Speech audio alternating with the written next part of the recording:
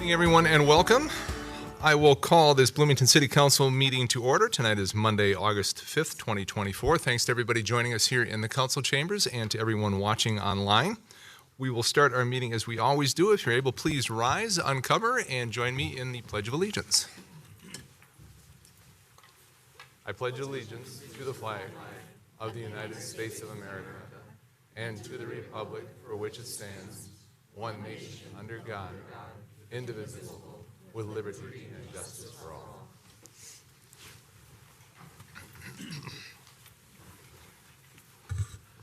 Once again, thanks to everybody for joining us on this blustery evening. Appreciate you coming out tonight. Council, our first order of business tonight is to approve tonight's agenda, and I've got a couple of housekeeping things that I want to go through. In our agenda, we have a timed item. Item 4.1 is officially a timed item, so we're going to move that up, and we'll do that immediately after the proclamation for National Night Out, if we could. Related to that, also in front of you, you've got new copies of the resolution. There was a typo or two, I think, that was in there. There was the red line version, and then the final version of the resolution related to item 4.1, if you have any questions on that. Other than that, our agenda includes, as I said, item 2.1, which is a proclamation for National Night Out. Councilmember Mua has the consent business for tonight, and it's a beefy one. We've got 23 issues under consent business. Under our hearings, resolutions, and ordinances, item 4.1, that's the timed item that we're moving up. And item 4.2, resolution regarding the ballot language related to the petition for a charter amendment. That's for ranked choice voting. Under 5, our organizational business, we've got 3 items. One is a study item regarding the RS1 zoning district review. Our second crack at that. We'll have a conversation on that as well. Item 5.2 is a discussion on the solid waste contract discussions that have been going on. And we'll wrap up, as we always do, with item 5.3, our City Council policy and issue update. So, Council, unless there are any questions or additional changes, I would move tonight's agenda as stated with the changes. Second. Motion and a second by Councilmember Carter to accept tonight's agenda. No further council discussion on this. All those in favor, please signify by saying aye. Opposed, motion carries 6-0. I do want to point out Councilmember Lohman is a bit under the weather and not able to join us this evening, so that's why we've got a 6-0 vote tonight. Our first order of business tonight is our introductory item. It's a proclamation for National Night Out, and I'm going to go down to the podium and do the proclamation.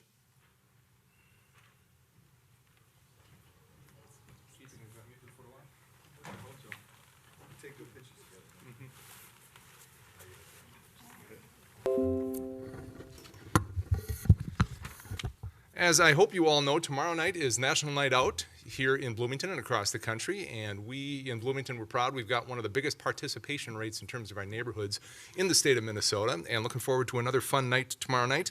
But we're going to start with the proclamation and have the chief say a few things, and we'll expect to see everybody tomorrow night at a National Night Out party. National Night Out, Tuesday, August 6th, 2024. Whereas the National Association of Town Watch is once again sponsoring a unique nationwide crime and drug prevention program on August 6, 2024 called National Night Out.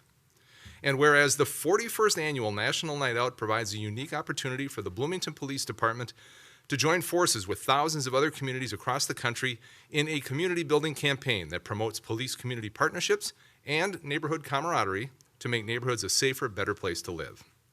And whereas the Bloomington Fire Department and the Bloomington Crime Prevention Association play a vital role in assisting the Bloomington Police Department's efforts by supporting National Night Out 2024 locally. And whereas it is essential that all residents of Bloomington be aware of the importance of crime prevention programs and the impact that their participation can have on reducing crime and drug abuse in our city and strengthening neighborhood spirit. And whereas the Bloomington Police Department values community partnerships by always being respectful while keeping our community safe. This respect is demonstrated through our compassionate and honest service. And whereas community partnerships, neighborhood safety and awareness, and cooperation are important themes of the National Night Out program. Now therefore I, Tim Bussey, Mayor of the City of Bloomington, Minnesota, do hereby proclaim August 6, 2024 as National Night Out in the City of Bloomington and urge all residents to join with their neighbors, fellow community members, the Bloomington Police and Fire Departments, and the Bloomington Crime Prevention Association in making this community safe for everyone, dated this 5th day of August, 2024. Chief, thank you so very much for being up here with me. The last whereas, where I say community partnerships, neighborhood safety and awareness, and cooperation are important themes of National Night Out. I would say those are incredibly important things for neighborhood safety just in general. In fact, I can't think of anything more important than neighborhood awareness and working together and the partnerships that go into that kind of thing. Yeah. Thanks for being very helpful. Do you have anything to add, Chief? I'll just say this. In Bloomington, we got a great community here, and obviously partnerships with all of our neighbors help make that happen. And I'm going to knock on wood when I say this, but right now our crime is down 16% from last year. So if that holds, this may be one of the record low numbers for crime in the city of Bloomington. And that's a testament to what people in our neighborhoods are doing. So thank you again.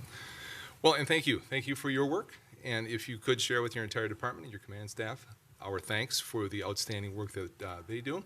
I see Chief Seal here as well. If you could share with all of your firefighters their thanks for their participation in National Night Out tomorrow night. Raise your hand if you're going to be at National Night Out party tomorrow night. Very good. We will be out and about, and hope to see you at one of those parties. And it's always a good time, and hopefully the weather's going to be nicer. So now we need to do the official grip and grin here. There's Melissa. You could hold it. Oh, I'm not used to getting these. Very good. Cool. Thank you very much, sir. Man. Thanks.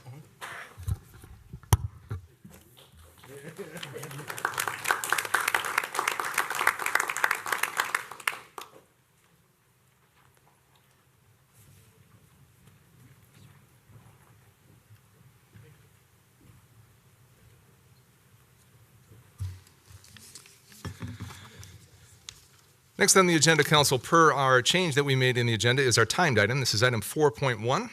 This is a resolution awarding the sale of general obligation social charter bonds, Series 2024A. These are social bonds. Lori Economy Shoulder, our CFO, is here to present this. Good evening. Welcome. Good evening, Mayor and Council. With us tonight, remotely, are Julie Eddington, our bond attorney from Canadian Graven, and Elizabeth Bergman from Baker Tilly. She's a principal there, so they're both online. If you have questions, I can answer. So moving forward with the presentation. So the city is very proud that we continue to maintain our 3 AAAs. We are one of 37 municipal governments nationwide that has this AAA, and we have maintained the AAA from all 3 of these organizations for over 20 years now. So. And then on the next slide, in this particular bond issue, we only sought 1 credit rating. We can generally pick, or normally when we've done our fall payment management program bonds, we have all 3 credit ratings. For this particular one, when it's just a kind of one-off, I just use Standard & Poor's.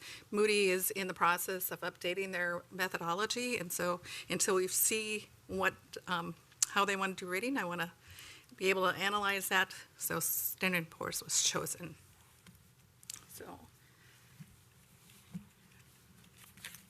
next slide. You want me to use a clicker? Okay.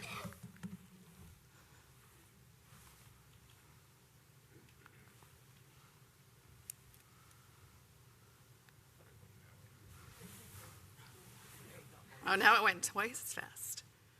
So Moody's did give us the AAA, and they have affirmed our stable outlook. One of the comments, I mean, if the credit rating report is part of the agenda materials, and it is also on Finance's website under our investor relationship page. In several of the categories, Bloomington has very strong, and then those are some of the indicators that keep us in the AAA range. So just listening to the rain come stronger. In this particular bond issue, we do have a social bond rating on this, or designation. We have embedded environmental, social, and government in all of our documents that we move forward. In this particular one, we really emphasize the social piece in regards to our racial equity and sustainability activities. Part of the areas that we needed to do to be part of a social bond is, I know there's a couple different organizations that have ICMA in it, International City Managers Association, but in this particular category, it's International Capital Markets Association. And for a social bond, we have to write up a document that identifies how we're going to use our proceeds, how the project was evaluated and selected, how we're going to manage the proceeds that were sold today and we'll receive about a month from now, and then the reporting. Part of the reporting is that until all of the proceeds are spent, we'll be tracking that on an annual basis on our investor webpage. And then we hired Kestrel as a second party verifier to ensure that we could have that designation of a social bond. And then part of their write-up, that is again part of the packet and on the website, is that we are targeting populations, people with disabilities. The Bryant Park is an inclusive park. And then historical underserved populations, family with young children, and then the general public will all be able to obtain there. The United Nations Sustainability Development Goals have 17 goals, and we were able to go and match 6 of those goals. And then on the bond sale today, the council has an updated resolution, and they get an updated resolution on bond sale days because we sell in the morning, and you get all the updated numbers this afternoon, in the evening. So initially we had an authorizing resolution or a reimbursement resolution for $11.5 million, because at the time we didn't know where bids might come in. When we went to the market, it was at $10,290,000, so that included all the cost of issuance and the actual bids for the project.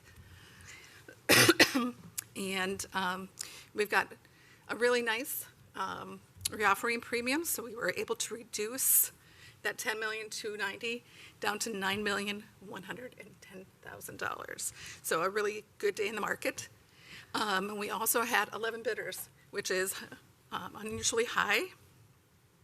And one of the bidders, in talking with Elizabeth, our municipal advisor, normally doesn't bid on the $10 million range. They're much higher ones. So we started attracting more bidders, which was one of our goals. It's a 10-year term, and if you look at the interest rate, we did very well in the market. So 2.729 is the final with the premium impact. And then, so for August 5th, that's this evening, we're asking council to approve the low bidder, and then about a month from now, we'll have the proceeds and the projects will start. One of the other pieces Baker Tilly will do for us is on some of the bidders that bid on our bonds, they will be contacting them this week to see how the social bond designation may have played with that. And we'll, when we hear more on that, we can write that up in One Weekly, or Bloomington this week. So before you is the motion to award the sale of the bonds. Thank you so very much. Council questions of Ms. Economy Shoulder. Councilmember D'Alessandro. Thank you, Mr. Mayor. This is great news. Thank you for sharing it. You mentioned that one of our goals was to see that much activity, and maybe you're going to tell us this when you get the information, because I think I just heard you say that. But is it your? Do you know at this time whether that activity level and the bidding that resulted in the lower price for us was because you went with that social bond status, or is it a combination of like social bond plus our AAA rating plus, like, how are you thinking it might have had an impact?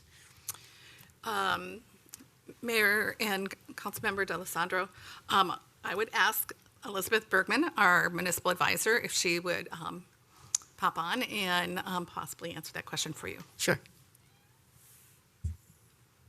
Hi. Good evening. Welcome. Hi. Thanks so much. Sorry I can't be with you tonight, Mayor and Council, but happy to answer that question, and I think it was a very astute one. Yes, we are evaluating the degree to which the social bond generated interest in this bond offering. You cannot dismiss the 3 AAA ratings in the market and Bloomington's very favorable reputation in the market. That clearly is part of what got interest in this. but it was an unusually high number of bidders. And behind each of those bidders are investment houses that expressed an interest in owning Bloomington's bonds. So we're going to try to drill down and talk with the bidders and find out how their potential buyers, because we sell them to a bank and then the bank sells them on to investors, and understand those investors, what attracted them to the bonds, if there was something in particular, and then if there were folks who approached them and asked them if they could bid on the bonds because they wanted the social bonds. So it is definitely a combination. Bloomington's fundamental strength shines through, but the high number of bidders, we will do diligence and find out if the social bonds played an important role. Great. Yeah, I'm very curious about that. I mean, if we're seeing, either a bidding war that saves us a quarter point or a half a point or, something like that, as a result of that, we should do this more often, obviously, as long as that holds true. And so, never mind that it's good to do, generally speaking. And I'm a big fan of those USG goals, so thanks for including them. Thank you, Mayor. Thank you, Councilmember. Councilmember Nelson. Thank you, Mayor. Just to clarify, this was done today, right? You sold these today? Mayor, Councilmember Nelson, we sold them at 11:30 this morning. And today was an interesting day in the markets. Yes, it was. Was there any impact? Because I know that a lot of people are looking at the markets. They went down, obviously, the last several days. They're still up 12% year over year, 7% for the year. But obviously, people look at today. Did that impact our rates at all? Does that have an impact on those things? People looking to shift into bonds out of equities or something like that? Mayor and Councilmember Nelson, I'll have Elizabeth chime in, but normally over the last week or so, buyers were already working with their underwriters to put a bid on these. How they sharpened their pencil today could be how their flight to quality as of how the market was shifting. So Elizabeth, if you wanted to add more on that. Absolutely. We actually entered the market at quite a favorable time for the city. So last week, as was discussed, there was municipal rates came down about 30 basis points over the last week. And that was a combination of the economic news that came out, including the Federal Reserve's meeting last week. And then obviously, as Economy Scholler referenced, there was a movement from equities into to bonds, which makes better interest rates for the city. And actually today we gained or favorably moved 10 basis points for the city. So today alone was 10 basis points, or about 40 basis points over the last week and a half. Interest rates better than what we had projected a couple weeks ago. So all good news for the city. What might be bad for your 401k is good for the city of Bloomington's bonds. Councilmember Nelson, anything else? Council members, any other additional questions here? Well, thank you so very much. Thank you for the good news. Thank you. Thank you. Council, if there are no additional questions, no additional council discussion on this, I would look for a motion on item 4.1. Councilmember D'Alessandro. Mayor. And actually, Elizabeth, if you could put the motion back up. I think on our motion sheet we have an incorrect number here. We have the 10 million as opposed to the 9 million. So if you could put the motion back up really quick. Oh, yeah, that'd be great. Is it 9.1?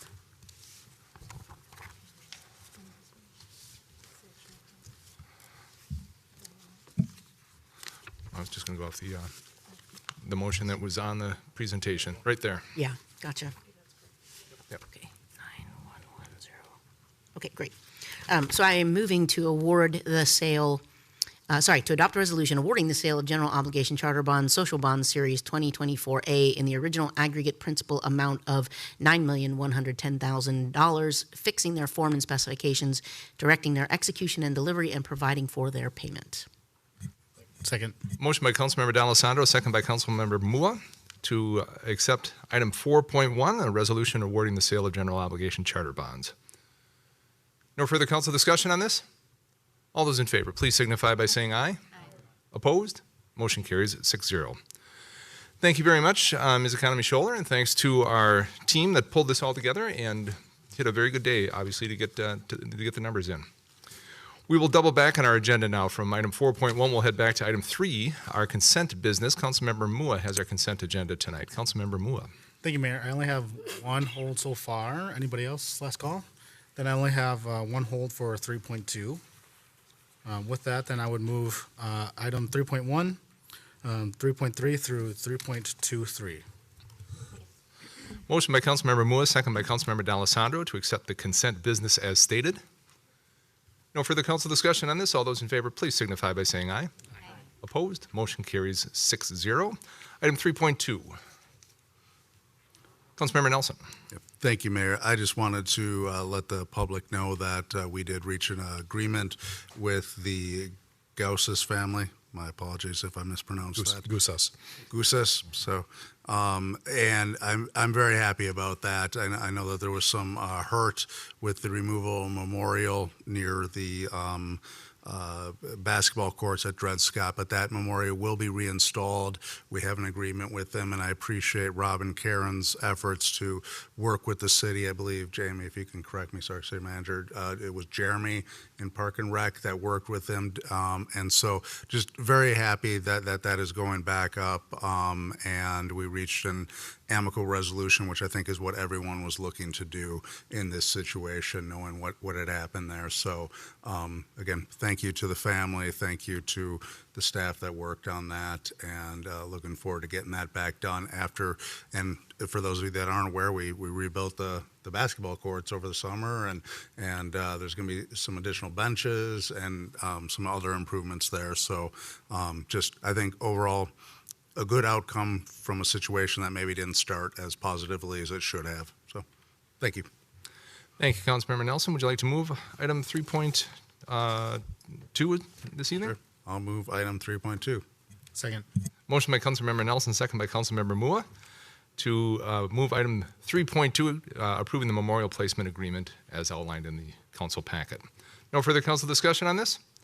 All those in favor, please signify by saying aye. Opposed? Motion carries 6-0. Thank you, Councilmember Mua. Moving on, item 4.2 on our agenda. This is a resolution regarding the ballot language related to the petition for a charter amendment. Going to turn it over to Ms. Manderscheid here in just a moment. Council, as you recall, a couple weeks back, we had a good discussion on the language for the proposed charter amendment as it related to ranked choice voting. We did have a good discussion, and I think we came to consensus, but I think everybody wanted to let it sit for just a while longer and see if there was anything else that might come along.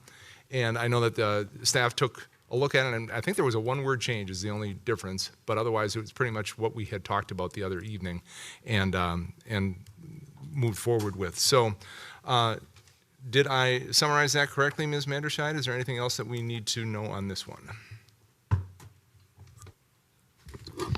Mayor and members, there were a couple more items that I would like to highlight for your consideration prior to a motion on this matter. There's a PowerPoint that I put together that highlights the direction that you provided, as well as the feedback that was received, that you sort of put an invitation out to the community to provide some feedback. So I can go through that, or we can move forward with the motion that's in the packet. Actually, if you could run through the presentation, that'd be great. Thank you.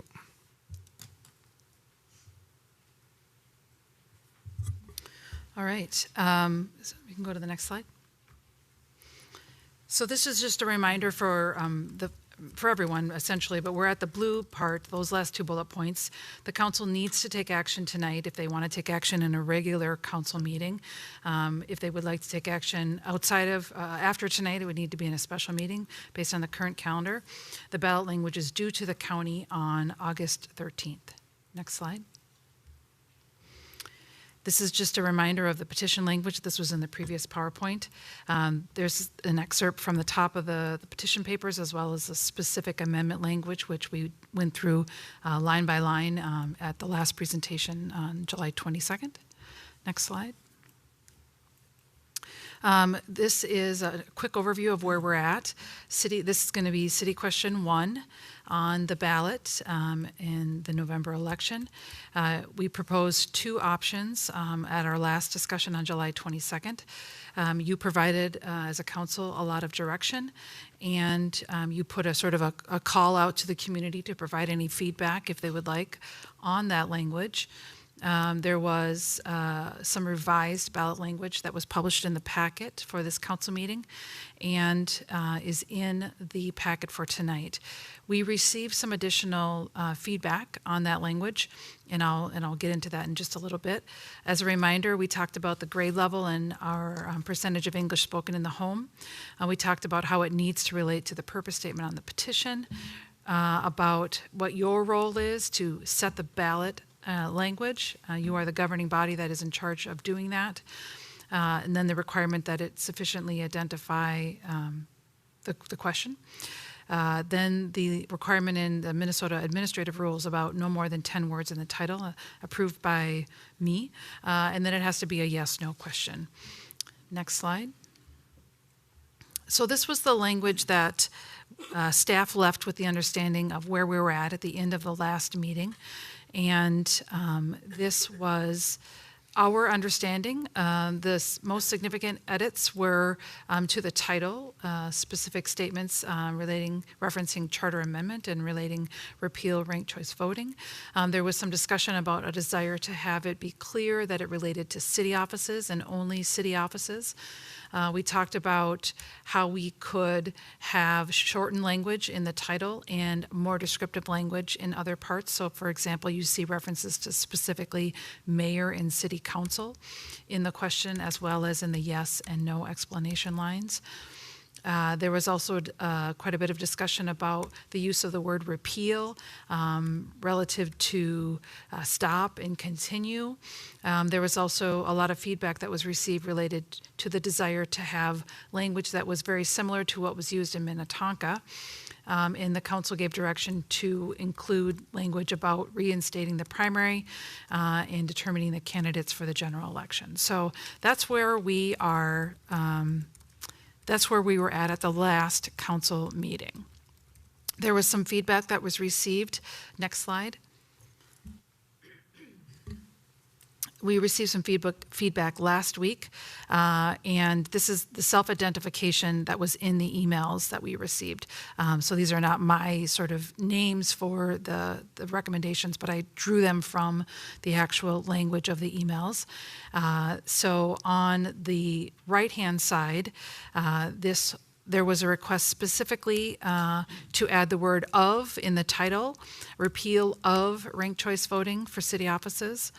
And there was a desire to have additional explanatory language in the yes and the no language that follow the fill in the blank parts. On the left-hand side is a recommendation or some feedback that we received today, and that feedback indicated that they were satisfied with the simplicity of the last part of the discussion. That was a part of, if you remember, one of the options that was presented and discussed at our July 22nd meeting.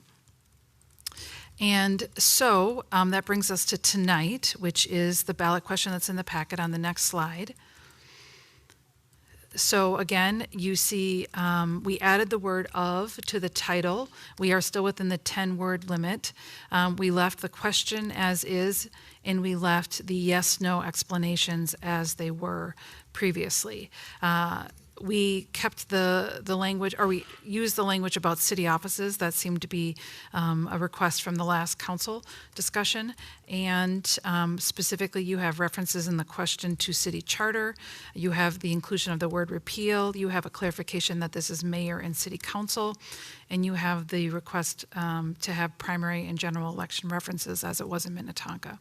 I ran a grade level analysis because that was something that we had discussed at our last discussion. The title and question together come in at a grade level of 20.2, and the yes/no sentences are at an 8.4 grade level. So with that, I'd stand for questions. Thank you, Ms. Manderscheid. Council questions?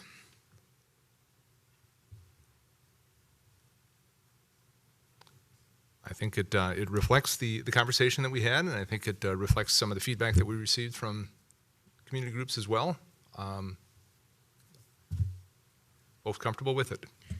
Councilmember Nelson, then Councilmember D'Alessandro. Councilmember Nelson. Yep, thank you, Mayor. What happens with the grade level and the clarity if we add the additional language into the yes/no part at the bottom? Just clarifying what happens, the difference between ranked choice and the primary system.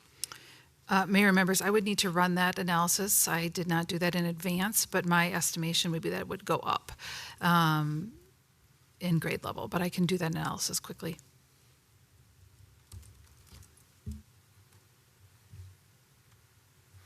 Maybe not like in 3 seconds. Okay, but, so we'll put a pin in that and move on. Councilmember D'Alessandro, did you have a question or a comment? I just had a comment for you. I think this to me reflects the spirit of what we were hearing from everyone involved. I feel like I personally like the simpler language at the bottom just because I think, we're just trying to give people, yes means this, no means this, and the comment at the top really shares what we're reinstating, which I think is an important piece of that. So my personal thought is that this looks like something I can support, no problem. Additional questions, comments, council? And I would echo that, Councilmember D'Alessandro. I think it's a good combination of all that we heard, and I think the complexity of the title and the question is offset by the yes/no sentences. I think it kind of balances out and makes it clear to folks where we're looking, and obviously understanding that between now and November there's going to be a lot of information out, so folks will hopefully be aware of what's going on and have a baseline of information and knowledge of what they'll be voting on in the first place. Mayor members, I just did a very quick analysis on the spot here of just the yes/no that was proposed by ranked choice voting. Bloomington, I believe, is their identification, and it comes out as 15.4 with just those yes and no lines with the added additional language. Any other comments on that, Councilmember Nelson, or no? Okay, sounds good. Council, if there are no additional questions or comments on that, I'd look for motion on item 4.2. Councilmember Carter. I would move to approve a I don't know why I volunteered to do it if I'm losing my voice, but I'd move to approve a resolution regarding ballot language relating to the petition for a charter amendment. Motion by Councilmember Carter, second by Councilmember Rivas, to approve the resolution regarding the ballot language related to the petition for a charter amendment. No further council discussion on this? If not, all those in favor, please signify by saying aye. Aye. Opposed? Motion carries 6-0. All right, we have language for the ballot on November 5th, 6th, I'm not even sure which day it is. I should know that, shouldn't I? It's in November. We have a ballot, we have language for the ballot in November. So thanks to both groups for your feedback and your input on this, and we will see how the rest of the summer and the fall plays out now. Thank you. November 5th. Thank you, November 5th. Thank you very much. I appreciate that. Thank you. We're going to move on, Council, to item 5, our organizational business. And our first organizational item is a study item. This is item 5.1, the RS1 Zoning District Review Part 2. And we'll let folks settle here a little bit, and Nick Johnson will be coming up. I will say, Council, we had a Part 1 discussion on this a while back, and now we're into Part 2 of this discussion. And I think what staff is looking for is some definitive direction. And we're going to need to make some decisions on where we want to go and how we want to do it. And so just to set you up for that and to let you know that we're going to make some, not necessarily decisions, but we're going to give some solid direction tonight. Thank you, Mayor, for that introduction. Again, Nick Johnson, Planning Division, doing the second part of this thanks to Tom Ramler-Olson, the planner who prepared a lot of these materials, presenting on his behalf tonight. So, yeah, it's been about 6 months since the previous discussion. So I'm going to do a little bit of level setting here, just a few slides, to remind everyone what the RS1 zoning district is, what it does for Bloomington and our zoning code, and then talk about the potential changes I think in our previous discussion with the Planning Commission and Council, we kind of presented a very large, wide amount of granular detail and gave a lot of different options. Tonight, we're going to take a little different approach to try and present to you kind of 6 potential changes in a basket, in a bulk way. And hopefully there's some support or direction one way or the other on the bulk or the basket, but we certainly have slides and information that we can talk about the 6 issues as well. And then depending on the nature of that guidance and discussion, we can talk about what the next steps would be. So just to provide a summary of the process we've pursued to date. So again, this is a project that's on the 2024 Planning Commission work plan. It's essential to understand that the launch of this project came on the heels of the significant changes to the R1 zoning district.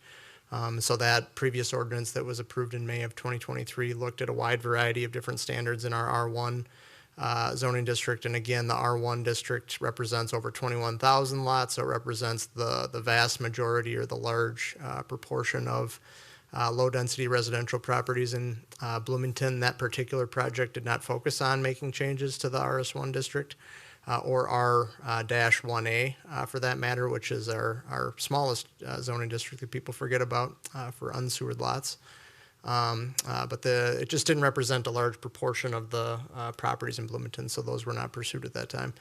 And then Planning Commission and Council added it to the work plan, and so in February of this year we did perform, or I should say present 2 study items at Planning Commission on February the 1st and City Council February the 12th, so there was quite a bit of discussion at both of those meetings on which direction to take.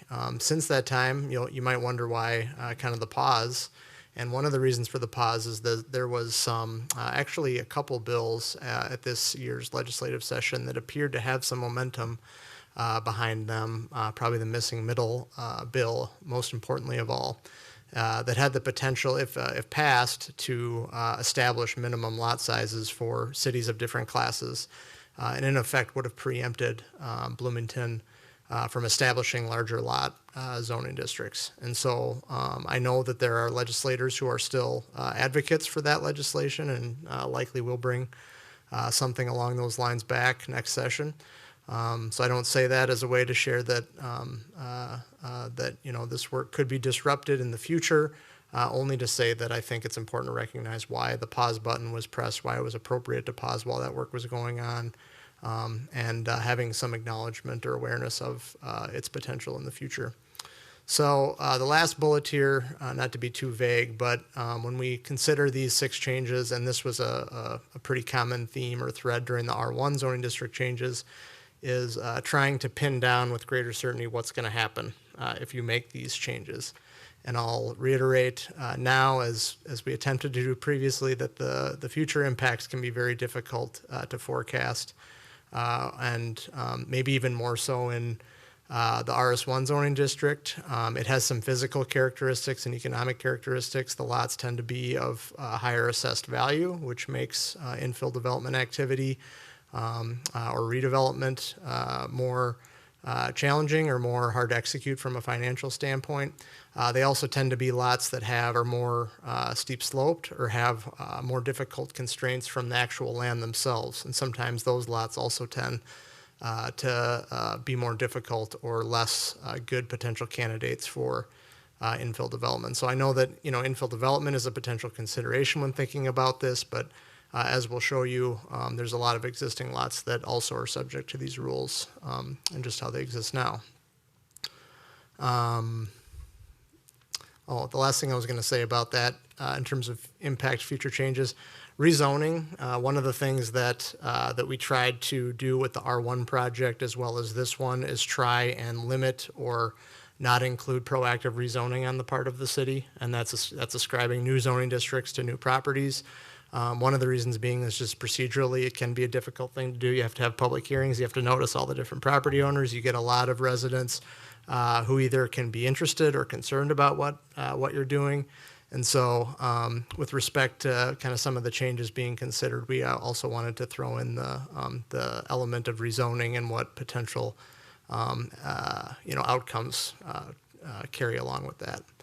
So again, just level setting. So the RS1 zoning district was created in 1986. There was, multiple iterations of different low-density zoning regimes in Bloomington, but this was the intent statement that exists today. It's intended to provide locations for large lot single-family development in areas of steep slopes, significant vegetation, wetlands, or in areas substantially developed as large lots to preserve their character, and then to protect natural resources and ensure compatible redevelopment. One thing I want to point out in the existing intent statement is that "or" word. One of the changes the Planning Commission and staff talked about was potentially setting up a system where multiple criteria would be required to be eligible.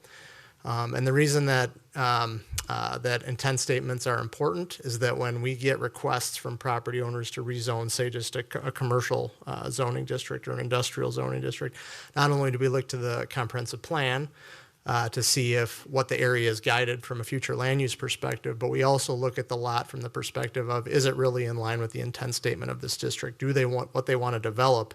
Is it consistent with the intent statement of the zoning district they're selecting?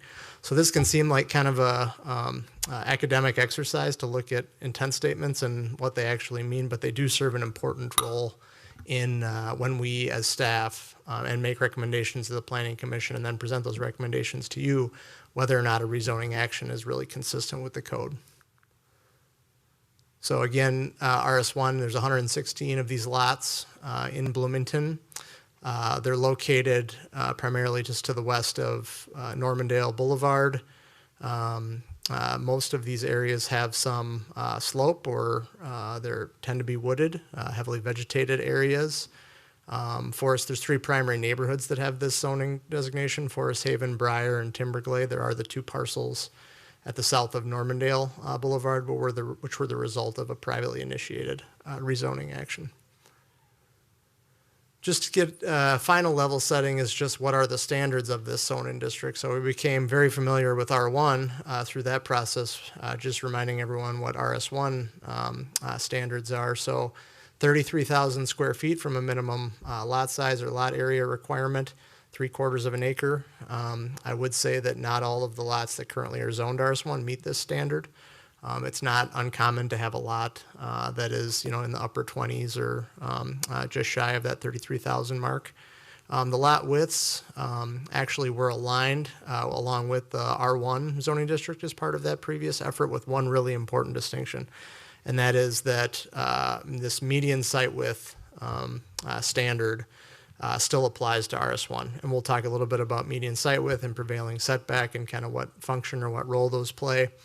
But basically what it is that when you subdivide or create a new lot in RS1, the minimum site width it has to meet through the bulk or the majority of the site has to be no less than 80% of the median within lots close by. 500 feet is measured along streets.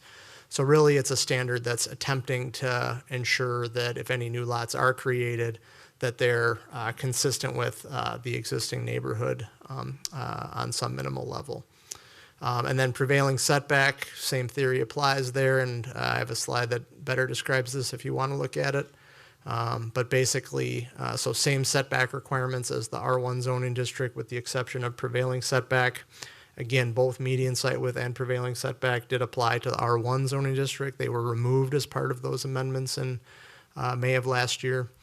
And so what prevailing setback does is say that you can't be closer up to the street, more than 5 feet than the average of your two neighboring properties, assuming they're properties of a certain vintage or certain age. And what that effectively does in some of these areas is it requires the structures to be set back further, kind of an estate lot feel if you're familiar with that kind of concept. And so it does push structures back further. So in terms of, we presented a lot of different options of ways of things to look at as part of our previous discussion around this, but just looking at it with fresh eyes again, and then coming forward to you in as crisp or a sensical way as we can is just trying to present it to you in these 6 bulk items. And on the slide, you'll see that some of them are highlighted red. The reason I want to highlight that is that the Planning Commission did not agree with all of these potential changes. They did not support items number 2, 3, and 4, and I certainly can discuss the reasons why they didn't. One point I will make about the Planning Commission discussion is there was only 4 members present as part of that discussion. And it was at the tail end of a fairly long meeting where I think there may have been some decision fatigue or discussion fatigue happening at times. And that's not to dismiss the recommendations that they were making by any means. It's just kind of just setting a little bit more context. I think they would be kind to me and say that's fair of how that discussion went. So if you don't mind, I'll just go through these at a high level. I can take your questions. I do have some additional slides if you find it helpful, but just to go over these again. So in your packet, first just related to the district intent statement, one of the changes we talked about making was augmenting the district intent statement. And as I alluded to earlier, one of the things that we recommended to do was to make it clear that in alignment with the comp plan, that the RS1 district is intended for low-density residential development as opposed to single-family only. The specific intent statement says single-family residential development. The reason that that's important is our comp plan guides these areas as low-density residential. According to our low-density residential district, two-family dwellings and a few other residential types are consistent with the LDR, low-density residential category. And that would bring it into alignment with the R1 district. So that was one piece of it, and that's kind of reflected in the top part of the language. And there was an exhibit in your packet that kind of laid out these changes, and I tried to underline the ones that represented a different from the existing. And then the second component of that was that they had to have a minimum of 2 of the following characteristics. So, and these characteristics are substantially the same as the existing intent statement. But what it's talking about is you have to have multiple of these, not just one. The reason why that's important is I rewatched the discussion from February. I know there was discussion about it being important that this be a district that is serving some kind of environmental protective type purpose or, utilization. And so if it's an or statement, basically the only thing you need to have is large lots. You don't need to have any of the other criteria. And so we presented this to the Planning Commission. They were generally in favor of having multiple criteria. And so what the multiple criteria would be, what you would need to meet 2 of the following is steep slopes as defined in code, significant natural or native vegetation. We did add those words, and then it gets to, again, the sensitive, environmental sensitive areas. Wetlands or substantially developed as large lot to preserve the character of the area. And then the second statement remained the same. So I think what we're recommending to you is just amending that district intent statement to what we feel is more in alignment with the comp plan and kind of the original intent of the district. The second one, lowering the minimum lot size to 22,000 square feet. I would say that this is the standard that staff is kind of putting forth to you least strenuously, if I can say, and I think it's really just a policy decision on the part of the city of what we want to define as large lot. And the reason I say that is that there's no really industry best practice for what that means. If you look at different cities, it's all over the map. This district actually used to be 22,000 square feet dating back to its history, and it was in '86 that they moved it to 3/4 of an acre. So it's a little bit of a seesaw effect there in that regard, perhaps. But a half an acre, certainly in the Bloomington context, certainly is a large lot, 22,000 square feet. The only caveat or pause that we offer along with this recommendation is to just be cognizant of the fact that this does open up more opportunity for properties to seek rezoning to RS1. It expands the opportunity, I think, in some of the maps that Planner Ramler Olson presented to you before. I think it was 500 some lots met the 33,000. In this case, I think it's 1,500 some, and I have those maps again if you want to look at them. But just being aware, cognizant that the lower you set the bar, more applicability may increase the appetite or the demand for said zoning district. And then removing the median site width requirement. So as I mentioned, it's basically trying to create a minimum level that's dictated by your surrounding neighborhood properties. It is, the median level. It's not the largest, it's not the smallest, but it is 80% of the median. This one in so much is a recommendation based in the idea that this is really adding regulatory complexity for property owners, consultants working on their behalf, and for staff when we do analysis of these projects. In our view, it adds complexity that doesn't add a lot of value. If you're having a very large minimum lot size, that will kind of take care of the issue unto itself for the most part. There is no doubt that this standard does create uniformity amongst the lots, but a large minimum lot size will also do that in effect, whether it be 33,000 square feet or 22,000 square feet. The lots that probably are maybe be most connected to that median site width requirement, maybe along the bluff, and the reason that I say that is that you tend to have longer, narrower lots, the potential for that. So you can, and by that I mean you can achieve very large lot areas with a very narrow lot because the lot is so deep. But keep in mind, as it relates to any potential rezonings there, what the potential impacts of these changes are in those lots. Those lots are also protected by the Bluff Protection Overlay District. So there are some protections that are specific to the Minnesota River Valley for those properties.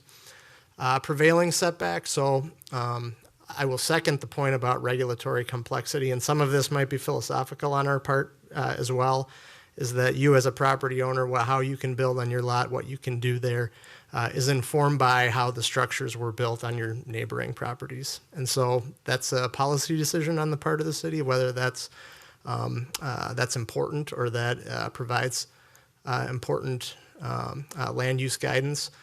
From our perspective, thinking about zoning as a way that it's to ensure public health, safety, welfare, it's not as good at meeting that test in our view as some of our other zoning standards and restrictions. So that's one reason that we're less married to it or less supportive of it, in addition to the regulatory complexity. But the other piece of it too is that it actually is tied to the environment.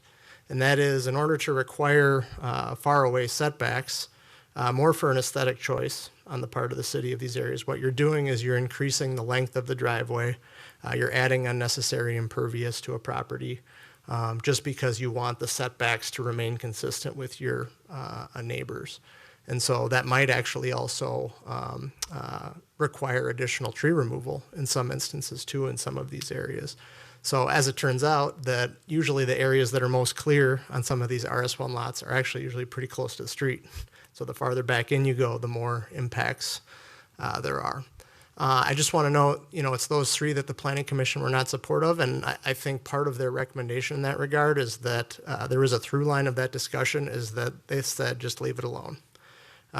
This is an area that maybe we can be utilizing discussion or policy making in other areas, and they just felt it was kind of good as it was and that it should remain. So use changes. Again, the recommendation in the staff report was to add 2 family dwellings to RS1. We think that's consistent with the comp plan, and we think it's good to have alignment with R1. And remove 3 institutional uses, which just frankly don't make a lot of sense in the RS1 zoning district. So they're all accessory uses. It has to do with columbaria, accessory to a cemetery, a greenhouse, accessory to an institutional use. And I forget the other one off the top of my head, but there aren't any of them in RS1. So it's hard to have an accessory use to something that doesn't exist, that isn't allowed in RS1. So really that's just a clerical change. But we do think the 2 family dwelling piece is good and important.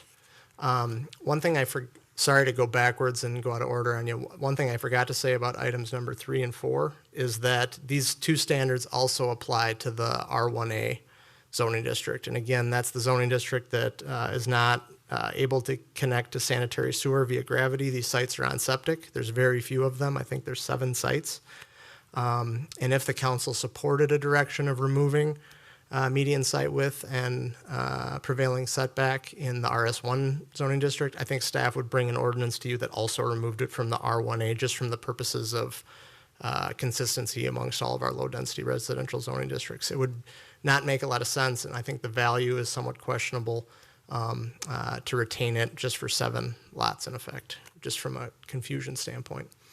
So yeah, again, going back now to number 6. Sorry, I went backwards there. Number 6 is not an addition to the code per se, and we've talked a little bit about this, but it's more of staff in kind of going through some rezoning requests previously and thinking it's important to have this discussion as a group, as a body, with Planning Commission as well. And these are kind of unspoken methodologies or tactics that we use with respect to any request for rezoning. Anytime someone requests rezoning, we're always looking, is it consistent with the comp plan? Is it consistent with the district intent? Does it meet these district standards? Yada, yada, yada. The point is that we present this information to you always in a staff report anyway, but this is just kind of memorializing as a group, as a body, that if you do get some of these rezoning requests in the future, that we had the discussion, we had this 5 consistent criteria, and that way it empowers your staff to, to communicate with residents. These are the 5 things that we're going to look at. And I do have a slide that we can talk about them if you want, but just to reiterate again, what they are is consistency with the intent, the level of conformity with our S1 district standards. The most important one there is lot area. The scale of the rezoning action, so a number of lots. As Councilmember Nelson pointed out in the last discussion, having 2 lots be rezoned to RS1 at the bottom of Normandale Boulevard maybe doesn't make sense from a scale perspective. That you do want to have a number of lots kind of be worth your while, so to speak.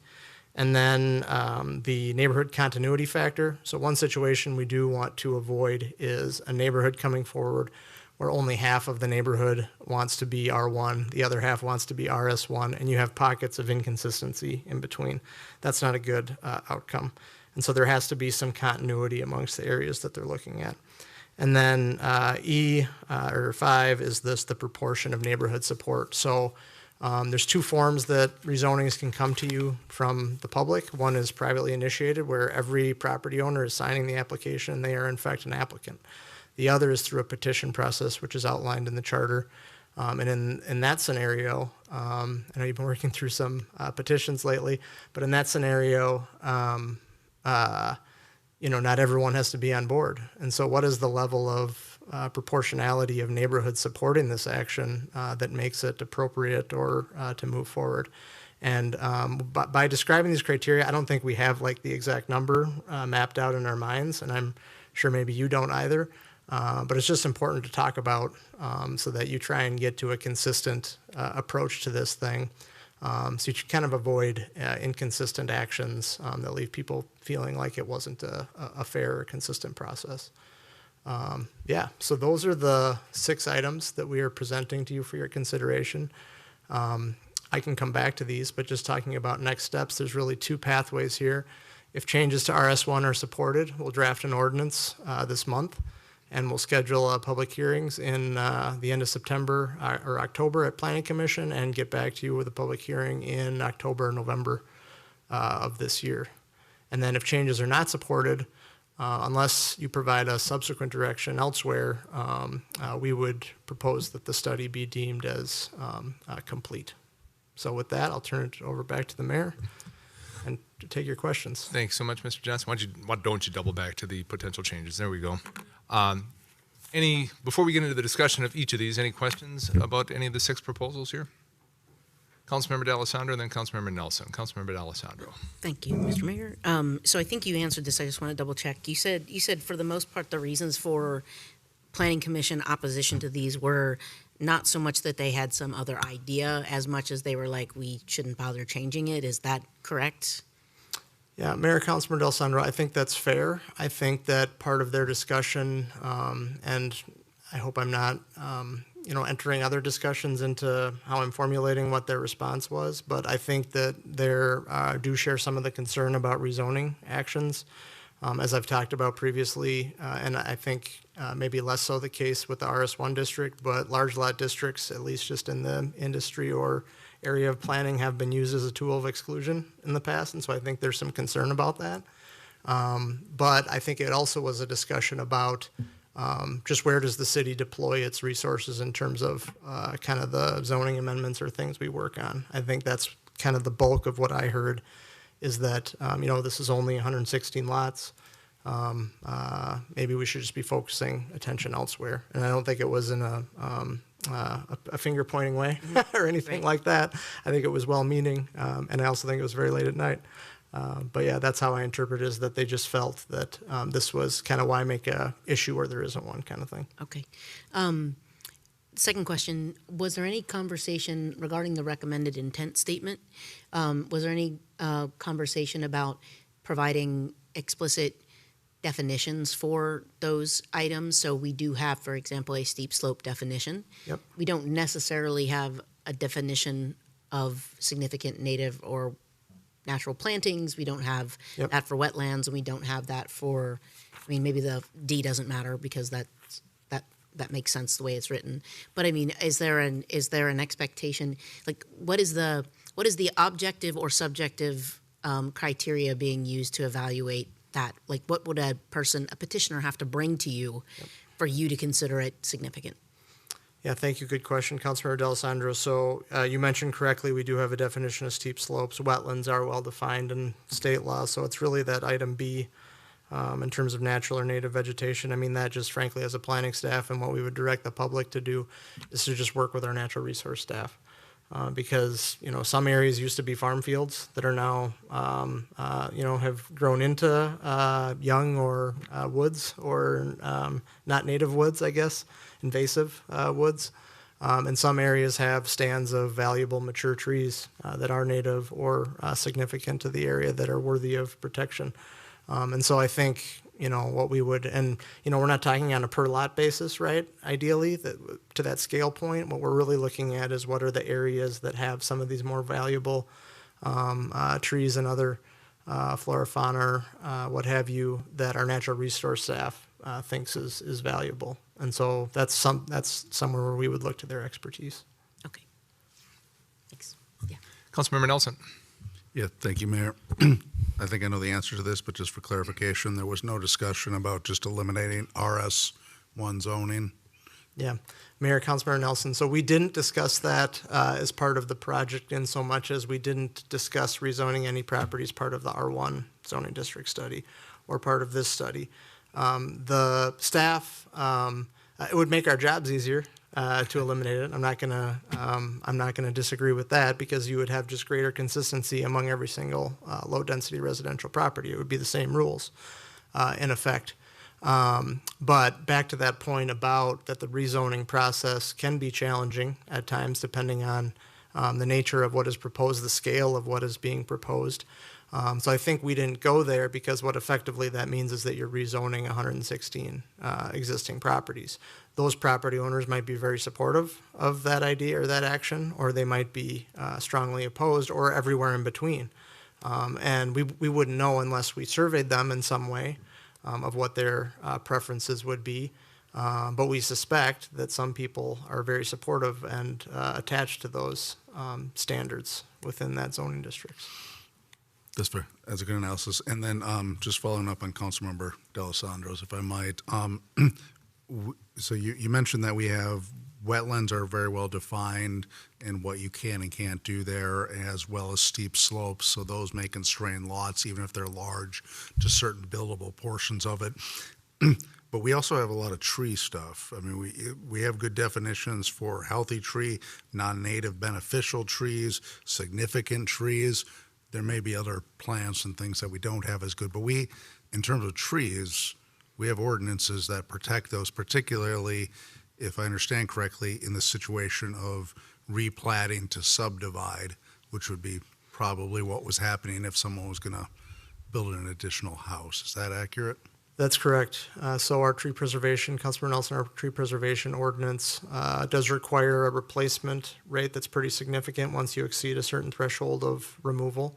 And when you're talking about wooded lots, there is going to be removal. And I would add, and not that this point is lost or upon you, but just from the standpoint of the public, if someone just buys an RS1 lot, tears down the house, and builds a new house, sometimes it's bigger. Sometimes it involves removing some trees. And so that activity can occur whether there's a plat, a subdivision, a split, or not. And the ordinance doesn't speak to that. And that certainly is a decision, a policy decision, and certainly appropriate in many cases. Monitoring these things also takes resources from a standpoint of getting natural resource staff to monitor them, do the permits, do the protection. So it is a significant undertaking. To the steep slopes point, I was trying to express this last May or before then, last year. The way that our steep slope ordinance is structured is that the steeper your lot, the less impervious surface you're allowed to have. And so in effect, what that results in, if you are looking at subdividing a lot, is you're going to have a larger lot than what the minimum is in order to comply with the impervious surface limitations. So yes, both of these things limit the kind of development you can do even in the R1 zoning district in areas that have this criteria. In addition to the point I was trying to make about the cost, just developing in steeper wooded areas is more costly than flat, barren areas. And so, yeah, the market is always a piece of that too, because it's just going to add extra costs that oftentimes what we're finding in these infill projects, just there's not room to absorb those costs. Thank you. Thank you, Councilmember. Council, additional questions? Just kind of general questions? Councilmember Rivas. I don't have any questions, but if I may, in the future, ask you questions on just having a conversation with you, not in the meeting. Sure. I do have Always. questions, but I don't think I will make any sense right now. So if I may set up a meeting in the future, that would be great, and ask you what I wrote down today. Is that Sounds fine? I welcome that, Councilmember All right, thank Rivas. you. Sounds good. So, Council, if there are no additional questions, as we have these 6 items to talk about, my thought would be to take the low-hanging fruit first. After we get past, let's get to the bigger question that Councilmember Nelson brought up. Do we want to pursue the simple elimination of RS1? And I know there are at least a couple of council members who would like that and would like to consider that. I do think we heard from Mr. Johnson the complexity involved of trying to rezone 140 some plus lots would be a challenge and would be a significant staff drain, I think, to make that all happen. But is it something we want to talk about? Is it something we want to go down? Is that road something we want to consider? Councilmember Mua. Thank you, Mayor. How I've been thinking about this is that this came out of the spirit of the R1 discussion that we had. And the RS1 district in particular, to me, is teeing up for future councils. I don't think we need to make the change now. I am always for making sure that the property owner has more rights. Like the fewer things the city has to restrict property owners, the more I support that. And also, the less that my neighbors have say in what I do on my own property, I'm supportive of that. So I'm generally supportive of updating these changes to more streamline and align with R1. But I don't think getting rid of this district is something that is necessarily up for us to do now. And so this is potentially just teeing up for future councils in the event that they need to have these conversations. But I am supportive of continuing to have RS1 because I think one of the big things that I came here to Bloomington was for the diversity and property types that we have here, so that when my family grows, I can move out of my little Rambler and get into a bigger house that just supports where I'm at. And when I retire, I can continue to live in one community.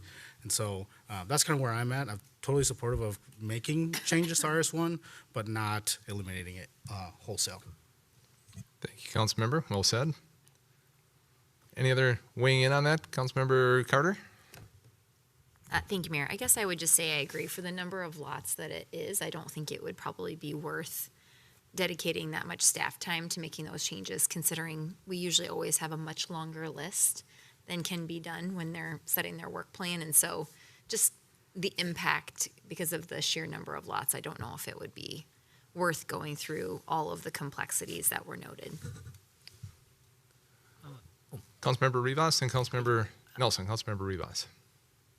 Is the purpose of this potential change because of creating more affordable housing, or what's the reason behind planning all this? Yeah, Mayor, Councilmember Rivas, when we pursued the R1 changes in May, there was a number of different goals that we set out, and not all of the changes that were pursued were simply for the lot size and things. There was things about setbacks. There was things about the parking requirements. There was things about the process by which you can approve a two-family dwelling. So many of those things do flow into the issue of housing affordability, but a big part of it was creating more opportunity for different housing variety than what currently exists. I think the city has somewhere on the lines of 2,500, 2,250 two-family dwellings. And I just use that as an example. There's other housing types like townhomes that are good for seniors. And one of the demographic changes we're trying to get ahead of and respond to as part of the community is that Bloomington is an aging community. It is the fifth, I think it's the fifth oldest in the region. Sometimes it changes back and forth. And other suburban communities are experiencing this too. They built a large proportion of their housing stock is larger single-family homes, and from that perspective, Bloomington is actually a little bit better positioned than some of them by having some single-level and smaller homes too, so some more variety. But I think these changes in general are recognizing that it's probably just smart policy to lower some of the barriers for infill housing creation. A big one to me, which we don't talk about a lot, maybe because it's more in, I don't know if the utilities guys back there.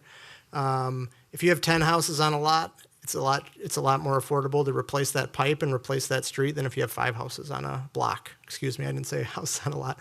Houses on a block.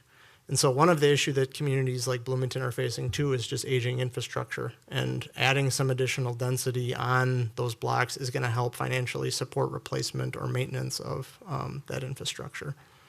So Thank you. thanks. That's probably a little into the weeds or more than was asked. I think from a practical standpoint, Councilmember Rivas, when we talked about this, we were looking for a variety of options, acknowledging that if it's a 33,000 square foot lot, if it's subdivided into 2, anything that is built on that subdivided lot is not going to fall into the realm of affordable housing. It's going to be an expensive home. So, but it provides infill opportunities and it provides additional opportunities, and we were just looking at different.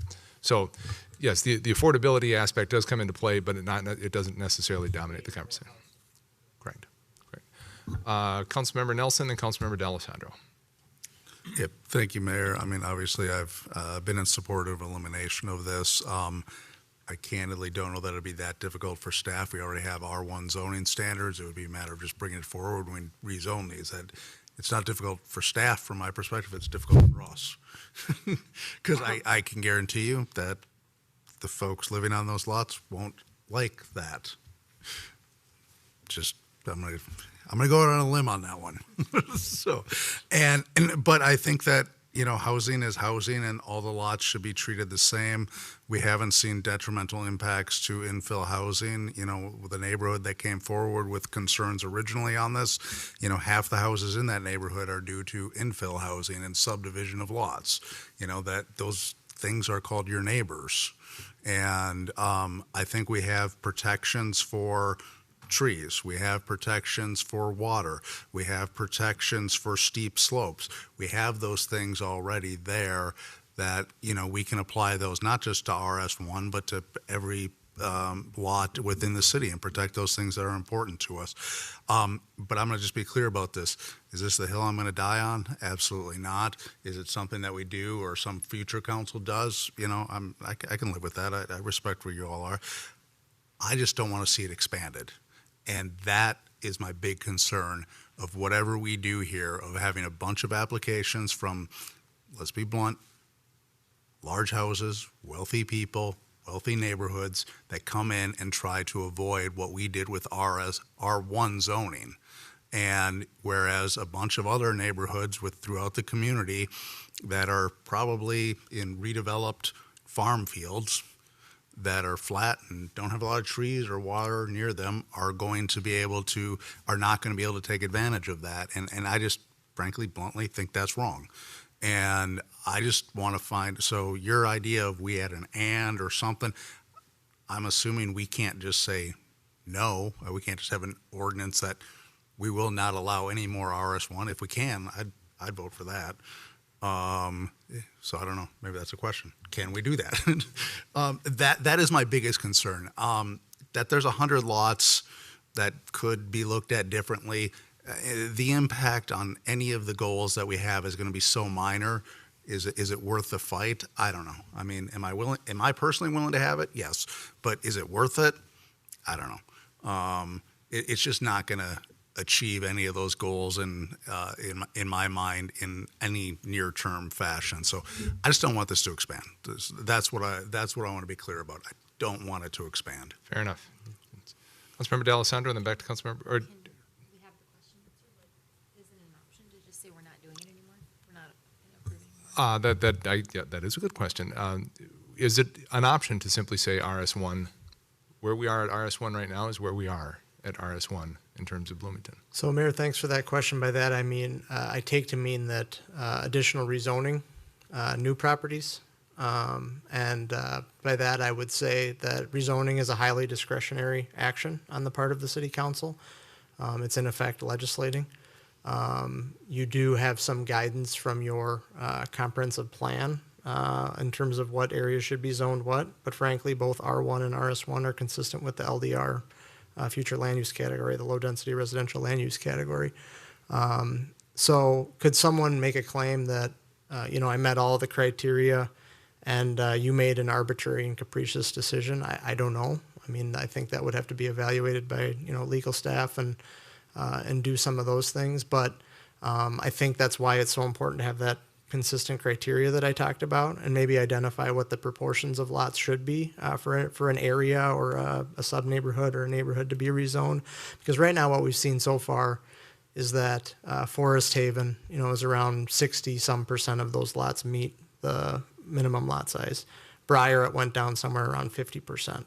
And some of the areas other people have talked about were in the 20s and 30s of percentile of meeting that lot area criteria. So that's not what you learn in planning school, to go create a zoning district to apply that. That's not to say that doesn't happen. I mean, it's not the end of the world to have a non-conforming lot. It happens quite frequently. We have R1 lots that are non-conforming even still. But yes, so it's a highly discretionary action. You as a council can decide, no, that we're not going to honor this petition or this application by rezoning it, subject to what I said about the arbitrary and capricious piece. Councilmember Nelson? Yeah, thanks, Mayor. Along those lines, I know that you had talked about those guidelines for staff review, that they're not ordinances, but would we be able to add in there that threshold that say, it has to be less than 20% non-conforming if you want to do that, which, is going to eliminate a lot of neighborhoods, and say, no, we're just not. Because, I mean, the idea that you're going to go in and put that in there and 60, 70% of them are non-conforming makes absolutely no sense. I mean, the reality is they're just trying to avoid the 7,000 square foot lot. They're not trying to have a 33 or 22 or whatever it is. They're trying to avoid the 7,000 square foot thing if they're doing that. So can we give that guidance to you to just, that in my is pumping the brakes without, just totally stopping the car on it, where it's, come up with a reasonable standard on that. Can we do that? So, Mayor, and I welcome Attorney Manderscheid's guidance in this, and the planning managers in the background too. This is a little bit legislating from the dais on me being creative here. Zoning as a tool is utilized on a per lot basis, and that's where I think I am a little bit struggling to be creative with respect to identifying what a rezoning action neighborhood threshold would be for meeting the minimum lot size, because that's not a per lot standard. That's evaluating a groupings of lots and saying that grouping has to meet whatever threshold. I'm not aware of zoning districts that take that similar approach. I think where it starts and ends is city councils making the decision to say this either meets our standard as we agree as a group, or it doesn't. But I welcome either Melissa or Glenn's guidance. I'm just not creative enough on the standing up here right now to figure that out, apparently.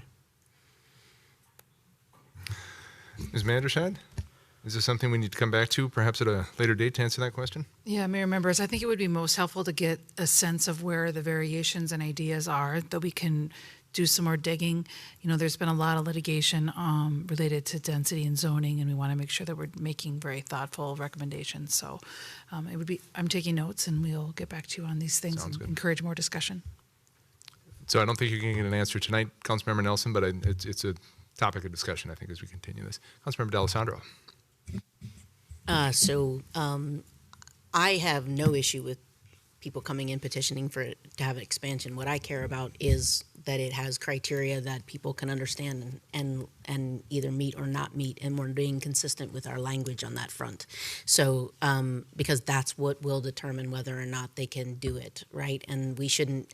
I don't love the idea of being arbitrary and capricious, if you will. I like the idea of saying this is our criteria and this is the way that you can meet that or not meet that. So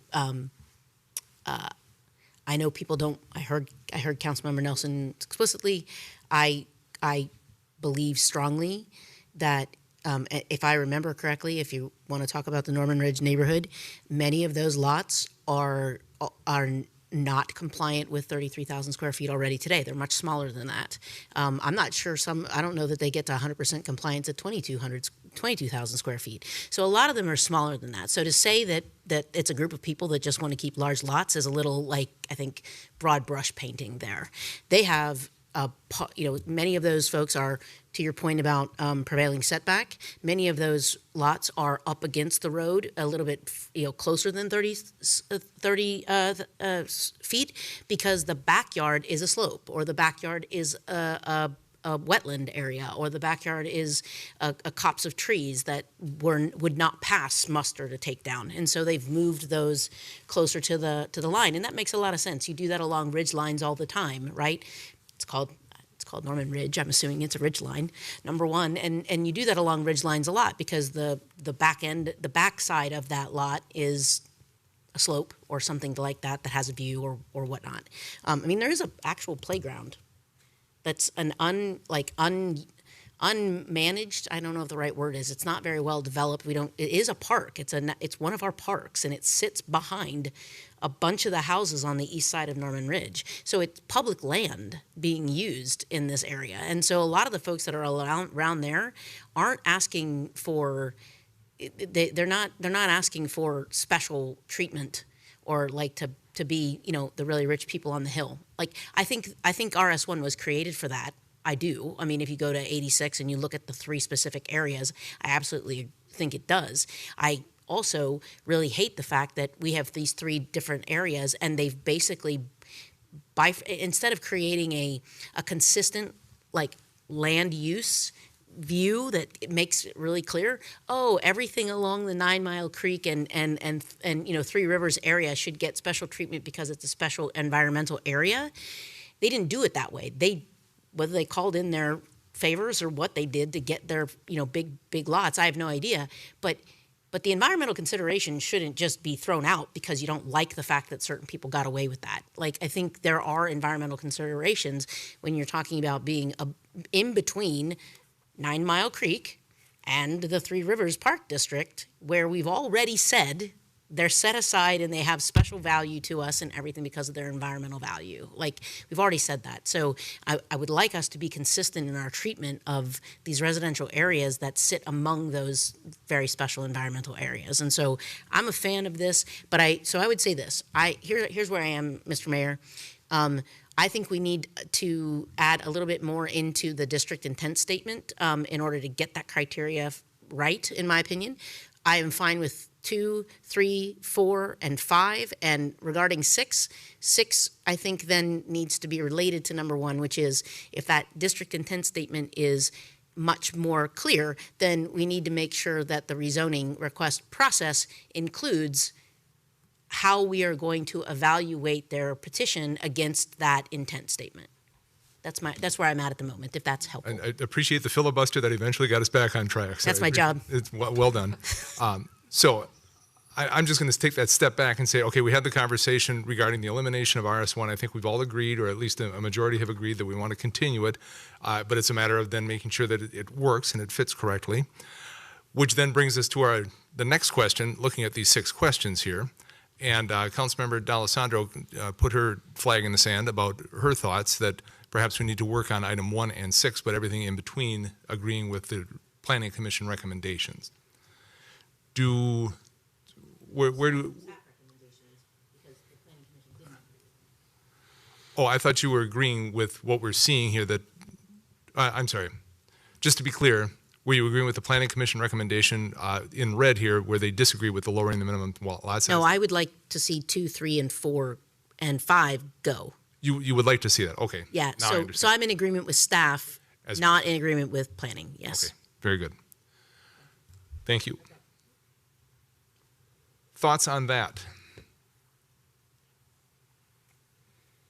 Councilmember Nelson. If we're keeping RS1 zoning, I would agree with 3 and 4, not 2. Very good. And I guess I would have to agree with you. I don't necessarily like lowering the minimum lot size to 22,000 square feet, because then I think that encourages other neighborhoods to try and work toward RS1 for whatever reason. And I'm not going to put nefarious reasons behind whatever they might do, but I'm afraid that if that happens, if we lower it to 22,000 square feet, I think we will see an increase in the changes to RS1, and it might be detrimental.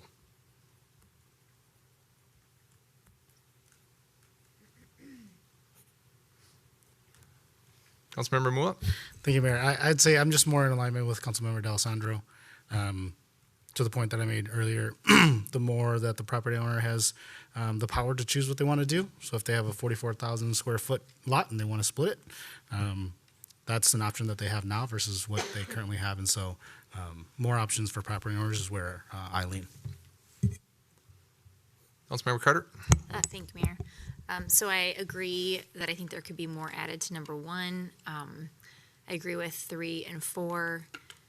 I also agree with 5. And then as it relates to number 6, if we do end up, 'cause tonight's just discussion, right? We're not like making hard decisions tonight. If we do end up going toward number 2, ultimately, then I think, well, regardless, I do think we're going to have pretty strong criteria for reevaluating or evaluating the zoning requests, rezoning requests. And I would be curious to know if we can add a criteria, like Councilmember Nelson said, that like a certain amount should be in compliance with the zoning district if changed. So that's where I'm at. Councilmember Rivas, any thoughts? Okay. So let me see if I can, do we agree that we need to do some more work on amending the district intent statement? That we got to clarify things a bit more, okay? So we agree on that. I think we've got some disagreement on 2. 3 and 4, do we agree with removing the medium site width requirement and removing the prevailing setback requirement? Everybody fine with that? Councilmember Rivas? I just have a question. What is the median site width requirement? What's the size? What's the length in feet or yards or whatever? Mayor, Councilmember Rivas. I bet we've got a slide. See if I can get this rolling here.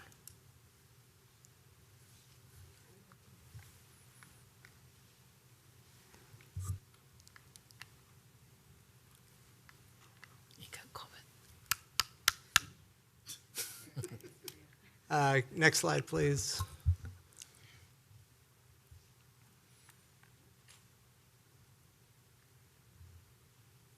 One more.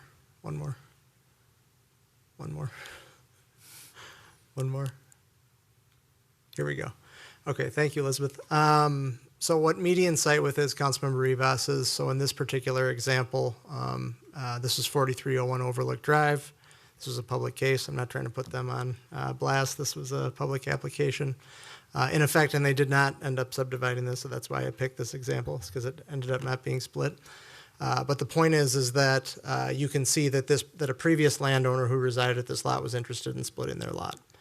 And so what staff does in this circumstance, and then what we require the applicant or the property owner to do, in fact, their surveyor to do, is to collect all of the site widths of properties within 500 feet of the subject site. We add all those, we put those all in a table where we put all those site widths are. We find the median value of all of those properties within 500 feet. And there's a few lots that are excluded, like corner lots or flag lots. There's a few that don't get added into that equation. But once you determine what the median is, the minimum lot size for the new lots being split has to be 80% of that median. And so in effect, what it does is that even though you might have lower minimums, like in R1, we have 60 feet. You have to have a 60-foot wide lot. In RS1, even though the minimum is 60, you're also subject to this median requirement, which might drive up the median to say 90 feet. It might be 85 feet. And so in addition to site area, the two main things we're looking at with respect to a subdivision or a lot split are the lot size, the areas meet the minimum, and that the site widths also meet the medium. And the widths are measured along the public street back a certain distance within the lot that you have to maintain. And then we look at other stuff. We look at structure setbacks. We look at other things that drive conformance. So you look for the average of the people that live around it, the neighbors. Basically, yes. Yes. And it's, again, driving at this idea of neighborhood continuity or trying to maintain some level of consistency amongst area. That's what it's intended to do. All right, thank you. All right. So we were, sorry, I think we're in general agreement on 3 and 4, the removing the median site width requirement and removing the prevailing setback requirement. Are we in agreement on item 5, the use changes allowing 2-family dwellings and prohibiting some institutional uses? We're good with that. Item 6, the affirming the 5 criteria for evaluating rezoning requests. There seem to be a couple of questions, but do we want to continue work on that, or do we want to? Councilmember D'Alessandro? If I may, Mr. Mayor, I think that'll actually have, I mean, here's where I think, and here's where I think they're related. So, like, number 1 is related to number 5 in the sense that, like, these are the, you have to have a good understanding of the intent in number 1 in order for you to evaluate the thing. So they're related, right? And then the second part of this is essentially what you and Councilmember Nelson are doing, if I may be so blunt, is to say by not reducing the lot size, you are effectively forcing people to not be able to use this anyway because there's no place in Bloomington where that can happen. So you know, because the level of the scale of lots, the number of lots that could be rezoned, you would take 99.9% of Bloomington out of contention for an RS1 district petition by not changing the lot size. So they're related to the problem spaces we already still have, I think. And that's why I'm saying, like, we have to kind of hold off on number 6 until then. I don't have any problem with the numbers themselves, the criteria. I think they're completely fine. And I think, you know, proportion of neighborhood support, if it's a petition-led continuity, this is a big thing that I think is a real reason why, like, places like Norman Ridge should be looked at, because it's this weird thing where a couple of things around went and did it, and now you have these holes, and it's weird to me. But you can't really get past these 5 criteria without solving the problems we have in 1 and 2, in my opinion. So I understand what you're saying. And I mean problems generally, like, as in disagreement, not that. Yes, conversation. Yep. Thank you. You good so far? Yeah. Yep. All right. Well, let's have the conversation about the minimum lot size. And as I said when we started this, I think we need to get some direction to staff. And we can talk about it and we can spin it round and round, but what I would like to do is get direction to staff as to where we want to go with these things. And I agree with you, Councilmember D'Alessandro. Item 2 is probably a linchpin to a lot of things. And so, I mean, you've heard my belief. You've heard, I think, what Councilmember Nelson is saying, that I think if we lower that minimum lot size to 22,000 square feet, I think it opens the door for many others, and some of them would be negative. They would have negative impacts. Am I summarizing that correctly? And so, and I know Councilmember D'Alessandro, you're thinking that it makes more sense because then it would open it up to more possibilities. Well, there's 2 things for me, Mr. Mayor, if I may. Number 1 is, I'd take this down to the 7,800 square feet. Doesn't bother me at all, like, frankly, because like, that would make it consistent. Because the lot size isn't what's important to me here. It's the care and feeding of the environmental space that's unique to the neighborhood that is important to me here. So I don't care if you're on 400 square feet. If you happen to have the most, like, important 400 square feet, I want you to, like, save that thing, right? And so, and I'm being hyperbolic there, but, you know, so to me, the lot size is not the important part of this. I think if you're going to have a difference in zoning, you have to have a reason beyond lot size, like, because I'm with you all on that. Like, that's just arbitrary and BS-y, like, to me, right? That's just doing the wrong thing for the wrong reason. But I do think there's really good intent here about our environmental spaces. I mean, and you say there's negative impact. Let me ask you a question. For example, if folks along the 9 Mile Creek corridor came back and said, we who are in this neighborhood along the 9 Mile Creek corridor would like to have RS1 because we think we meet a higher standard for environmental benefit than your average R1, and we should have tougher criteria.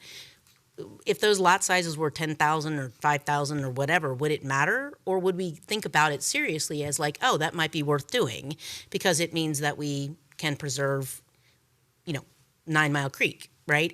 It's just throwing that out there as an idea. Mm-hmm. But to me, the lot size portion is not the important part here. And so take it down to 7,800, in my opinion, wouldn't make a difference. I want the other things to be the reason why people get or don't get this particular designation. That's kind of where my head's at.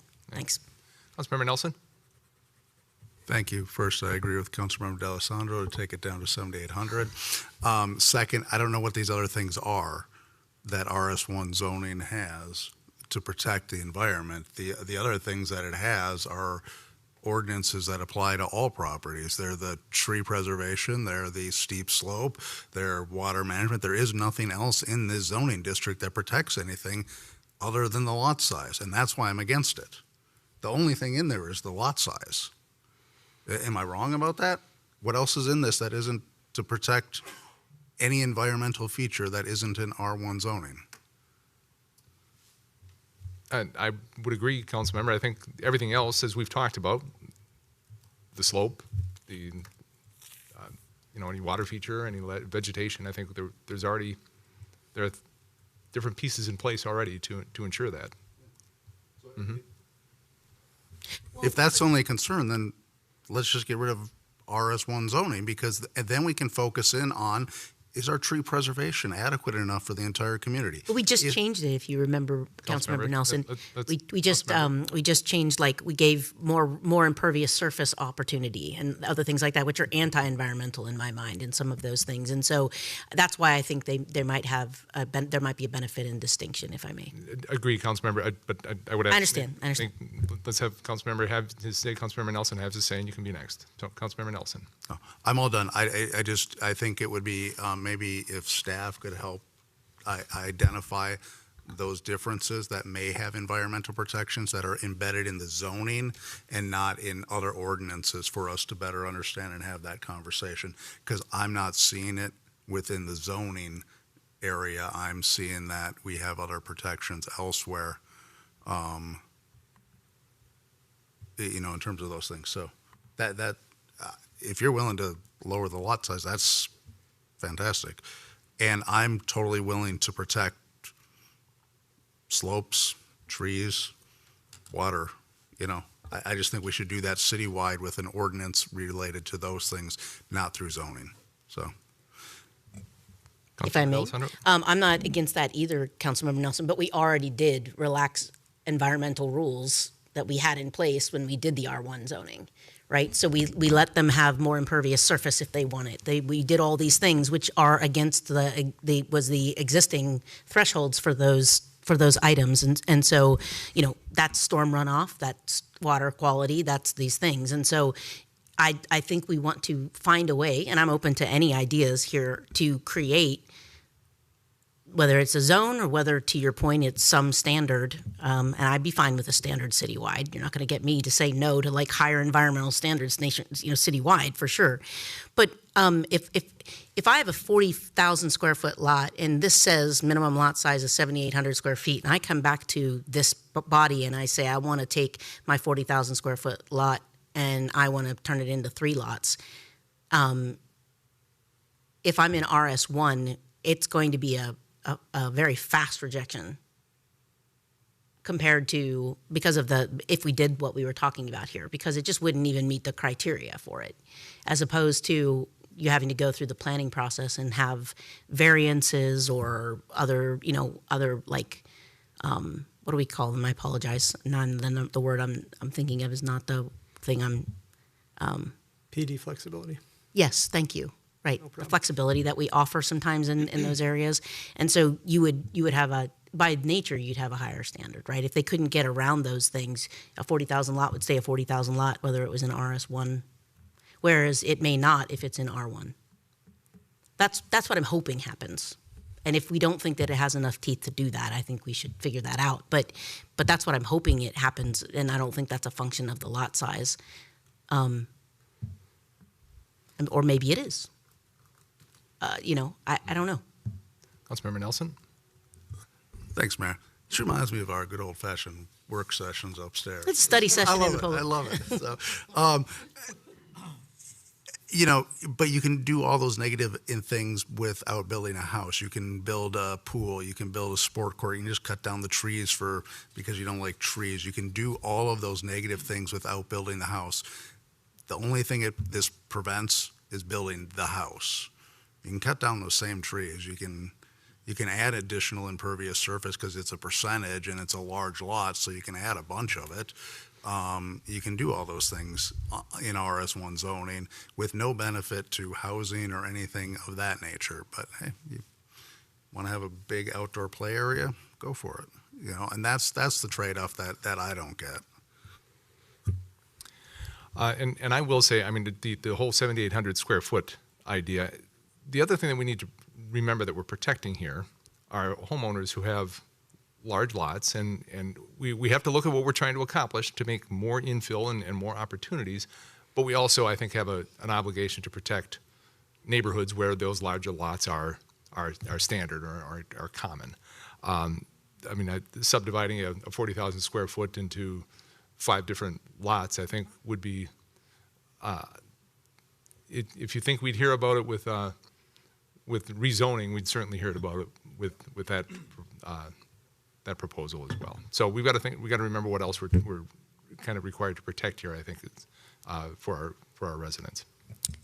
May I ask you a question, Mr. Mayor? Councilmember Just D'Alessandro? to try to get some clarification on Councilmember Nelson's point about like putting in a pool or putting on a gazebo or just cutting them down because you don't like trees. If we are designating, I guess the enforcement action is what I'm looking for here. If we're designating a property area as RS1 versus R1, and it's because they meet those criteria, 2 or more of those criteria related to wetlands, native vegetation, or slope, or whatever, then they should have different application of what they can and can't do based on those criteria. And I guess maybe that's what's missing here in my mind. So I'd ask the question, like, is that what's missing here? That why would you designate something into a zone based on special, unique environmental factors if you're not holding them to a higher standard for those environmental factors then? And that's really what I'm looking for. I'm hoping for here is that we have a zoning district that raises the bar on those environmental factors over and above what we have for R1. So if I'm hearing you, Councilmember, we have to double back to item 1, amending the district intent statement, which then other things cascade from that. Right. To some degree, the criteria evaluation becomes a function of the intent plus the specific criteria you're applying. No, but what I heard you say, Councilmember, with if we want to craft something specifically to protect the unique environmental aspects of these areas, then I think we go back into the intent statement. It's not the specifics; it's the intent statement to try and give us a framework to work under. Yeah, I think that's right. I mean, because. So and you also and D is also there for your purpose, by the way, like to substantially keep substantially develop larger lots in their characteristics. Sure. Yeah. And you had mentioned, Councilmember, that you thought the intent statement needed work. It needed some sort of clarification. And what would you recommend as we look at it here in front of us now? What would you recommend? Well, this goes back to, I think, what I was saying before, which is, and thank you for giving me the chance to say this. So if we have a steep slope defined in the city code, and then we don't have significant natural or native vegetarian defined, and we don't have wetlands defined, we should, in my opinion. And that could be something as easy, to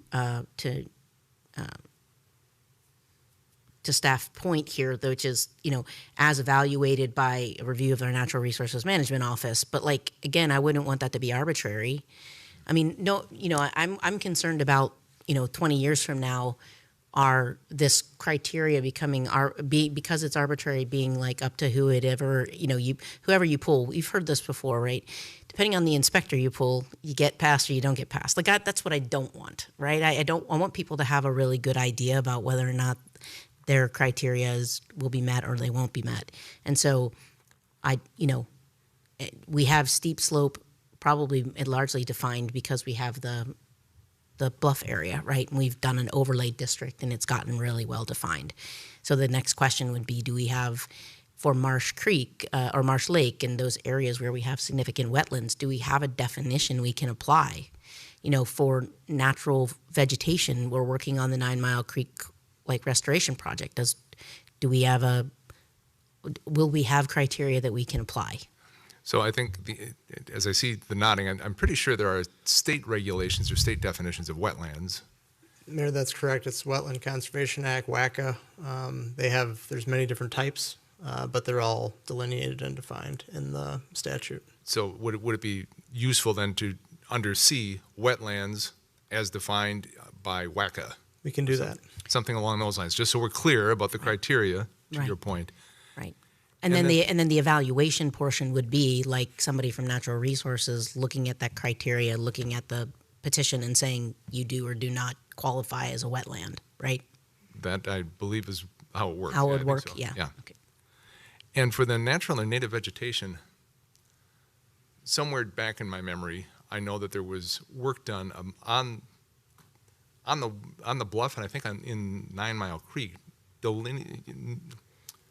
defining the native vegetation or specifying the vegetation. Help me remember. I can't recall exactly what was studied and what came out of that. Yeah, Mayor Dave Hansen can certainly speak to this with a lot more authority or wisdom than I can. But what I, to my knowledge, the areas that have been inventoried in this way are much more focused on our public lands. So it's not private lands, and that's kind of the gap that exists. Is that in order to do a more robust inventory would be enormously expensive as a city. You'd have to hire consultants to do such work on a city, especially the size of Bloomington. And so that's where I think it certainly is not intended to be arbitrary in any way. It's more recognizing the cost or the work that is required in order to evaluate an area that's being requested to be delineated as such. And so I don't know if it's helpful or not. I mean, you certainly could designate as determined by a city position or city authority like the forester to make it less arbitrary. At least that is a defined position or role according to the city code. Who has that expertise? And say one more thing about that. It's also part of the reason in looking at it that way is that it would not be our expectation that a property owner seeking rezoning do a full tree inventory or tree survey. Those are thousands and thousands of dollars to do that typically. If they're subdividing, they need to do it because they're subject to tree preservation. But to do rezoning, you don't necessarily need to do that detailed of work. Thank you. Thank you. Other thoughts on the recommended intent statement, Council? Councilmember Mua? Thank you, Mayor. I think for me to throw another bone into this dogfight, I do want to protect the large lots piece of it. I don't think they need to be 3/4 acre lots, but even a half acre, that's still rather large and still an attractive piece for me as a future property owner, right? Potentially in that area. And I think that goes to the variety of housing stock that we have here. I don't think it makes sense to drop it down any more than 22,000, but that still protects the large size. And so that's where I'm at with that, just to throw another bone into it.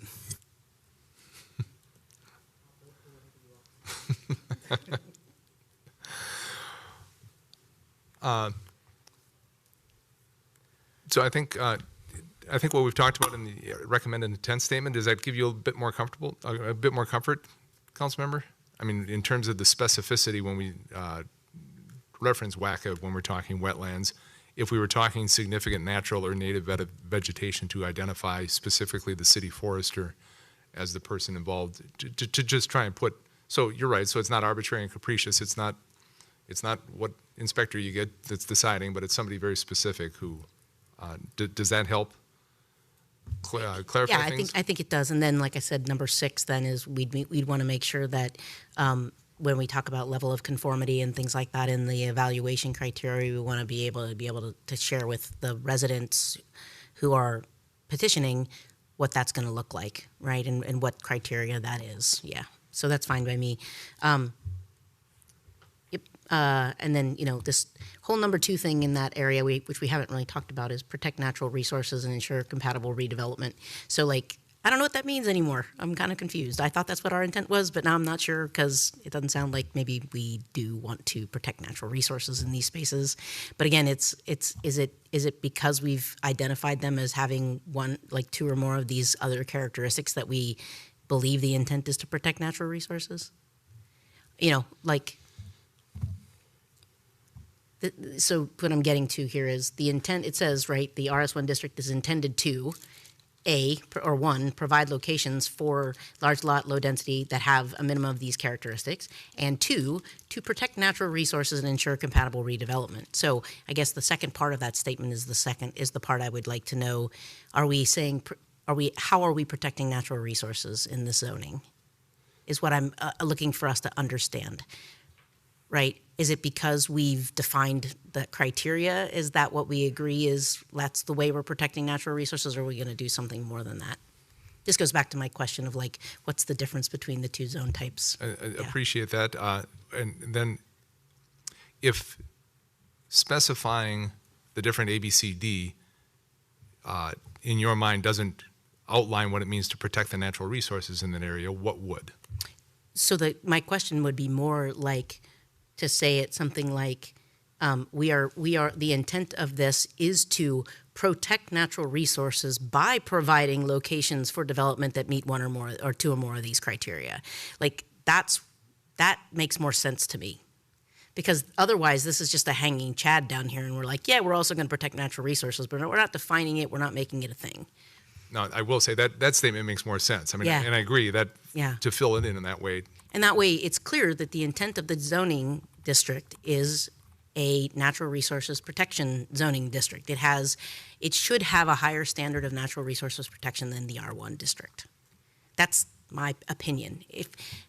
And that's only my opinion. Y'all can vote me down. I totally understand. But that is what I thought that I'd like to take what was done originally as a bad thing done potentially to just let people have large lot sizes and turn it in and use the environmental criteria as a NIMBY move. And I'd like to turn it into something that actually does a good thing for the natural resources. That's what I'm trying to do, if I'm being honest. And appreciate that. Yeah. Councilmember Rivas? Just to add on that, but perhaps not in such a one-sided way. This district was not created to protect natural resources to that extent that Councilmember D'Alessandro is stating, right? Correct me if I'm mistaken, but this is created to provide the possible ability to create more housing, while intending to protect natural resources, whatever trees or whatever the area might provide at that point. If a particular owner comes to the city and is asking for to divide his or her lot into 2 and build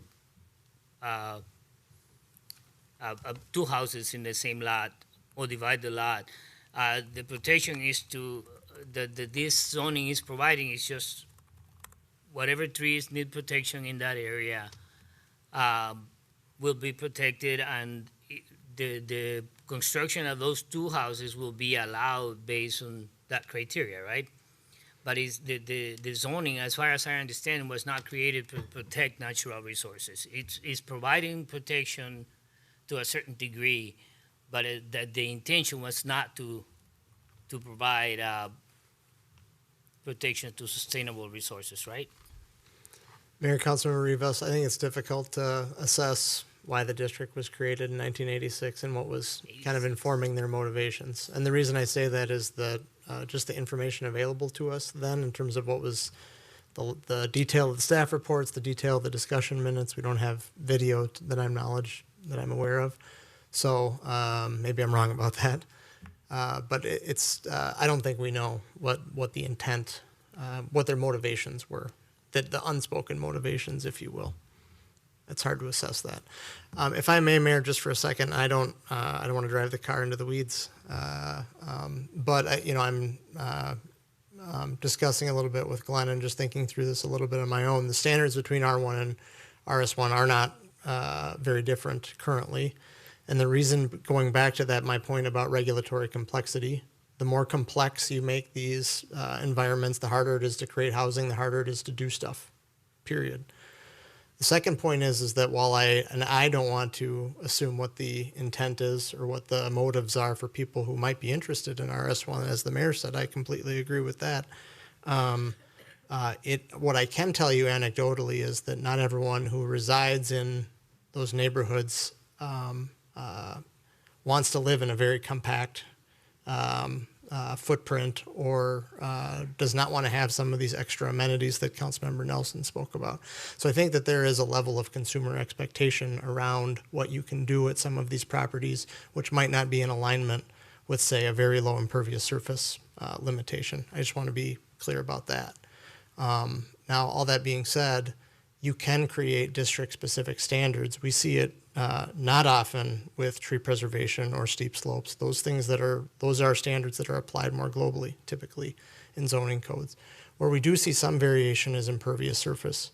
So if you were having a discussion about what of these performance standards made more sense to have potentially some variation between that, I think that would be the one that I would say. I think I'm not favorable towards a lot of variation, again, to the complexity issue, but I think that's one that might make more sense than some of the others, in my view. I did come across a smaller, an application, I suppose the RS1 is small too, district in Chaska, but it was specifically focused on protecting a historic stand of trees in a particular area. It wasn't, all trees, it was these specific trees can't be removed, if that makes sense. And so I don't think that works well for RS1.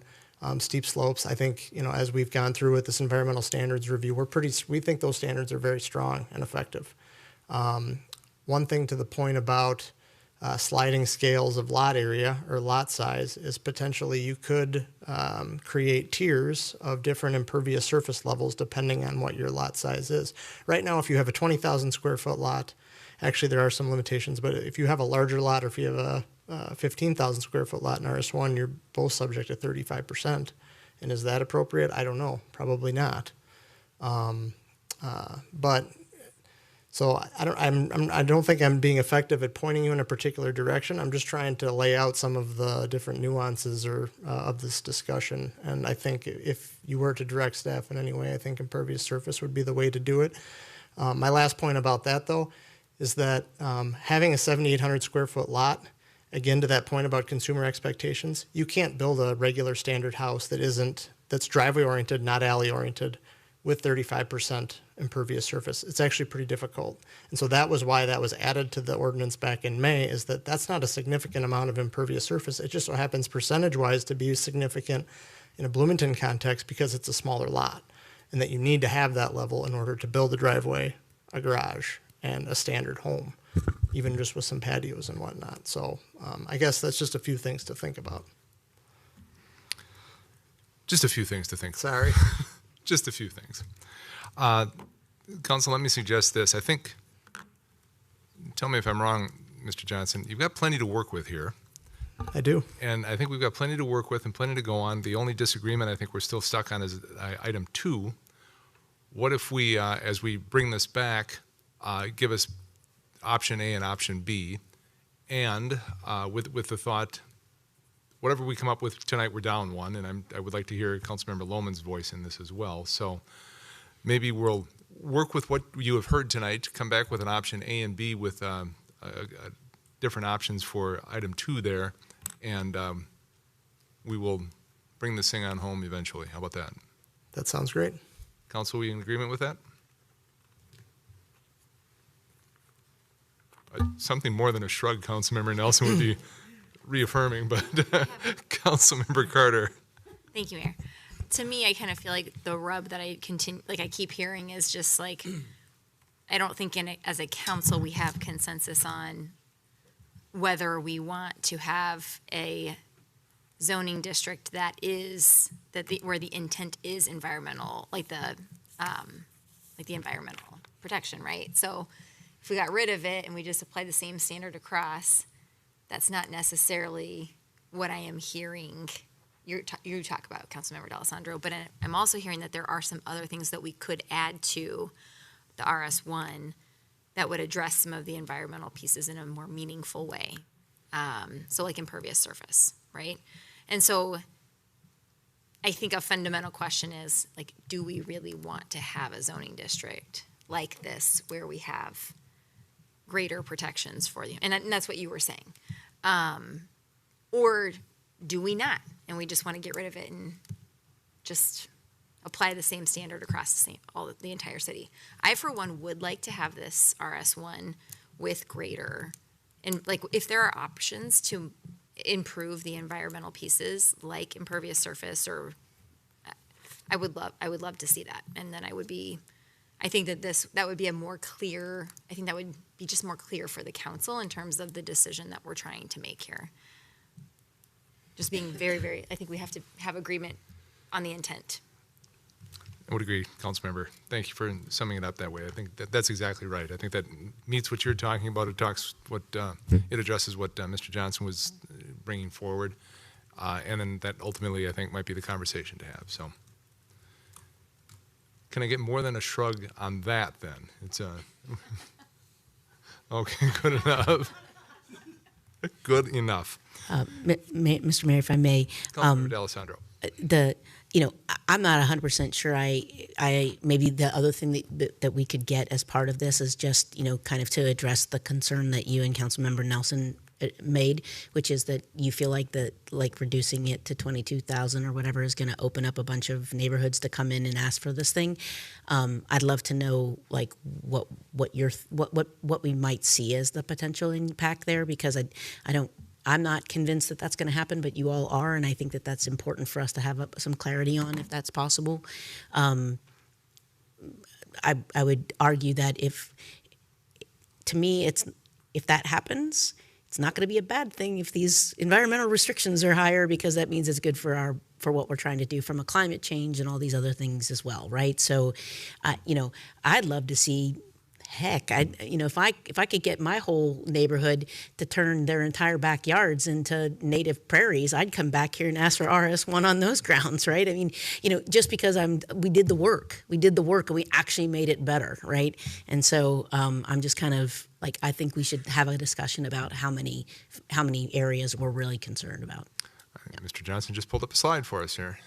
Well, Mayor, and this doesn't speak well to that, because it doesn't paint the whole picture, I should say. And the reason I say that is because you've got pockets, right? And you can't really anticipate, what areas might meet that criteria of neighborhood continuity or the scale piece or those things. In addition to that, I think it's clear that many of these lots are along the river, and the river already has a special overlay district which protects the sensitive area, and that's the bluff and below. And so, each potential request, or each inquiry, each phone call we get is different than the one that preceded it oftentimes. And so you have to kind of analyze it on a call-by-call basis or an application-by-application basis. So this just gives you, and this is a crude way of doing it. It's just based on lot area and lot frontage. Not all of these sites may actually meet our minimum site width, no matter where you set it at, whether it be the existing or eliminating median. So this is it's a crude tool to look at where the potential is, really. All right. Thank you. All right. Thanks, Mr. Johnson. Thank you, Mayor. Appreciate it. Good conversation, Council. Thank you much for that. We will move on to item 5.2 on our agenda. This is a discussion regarding our solid waste contract. And I know Laura Horner, our solid waste program coordinator, is remote this evening. Ms. Horner, are you with us?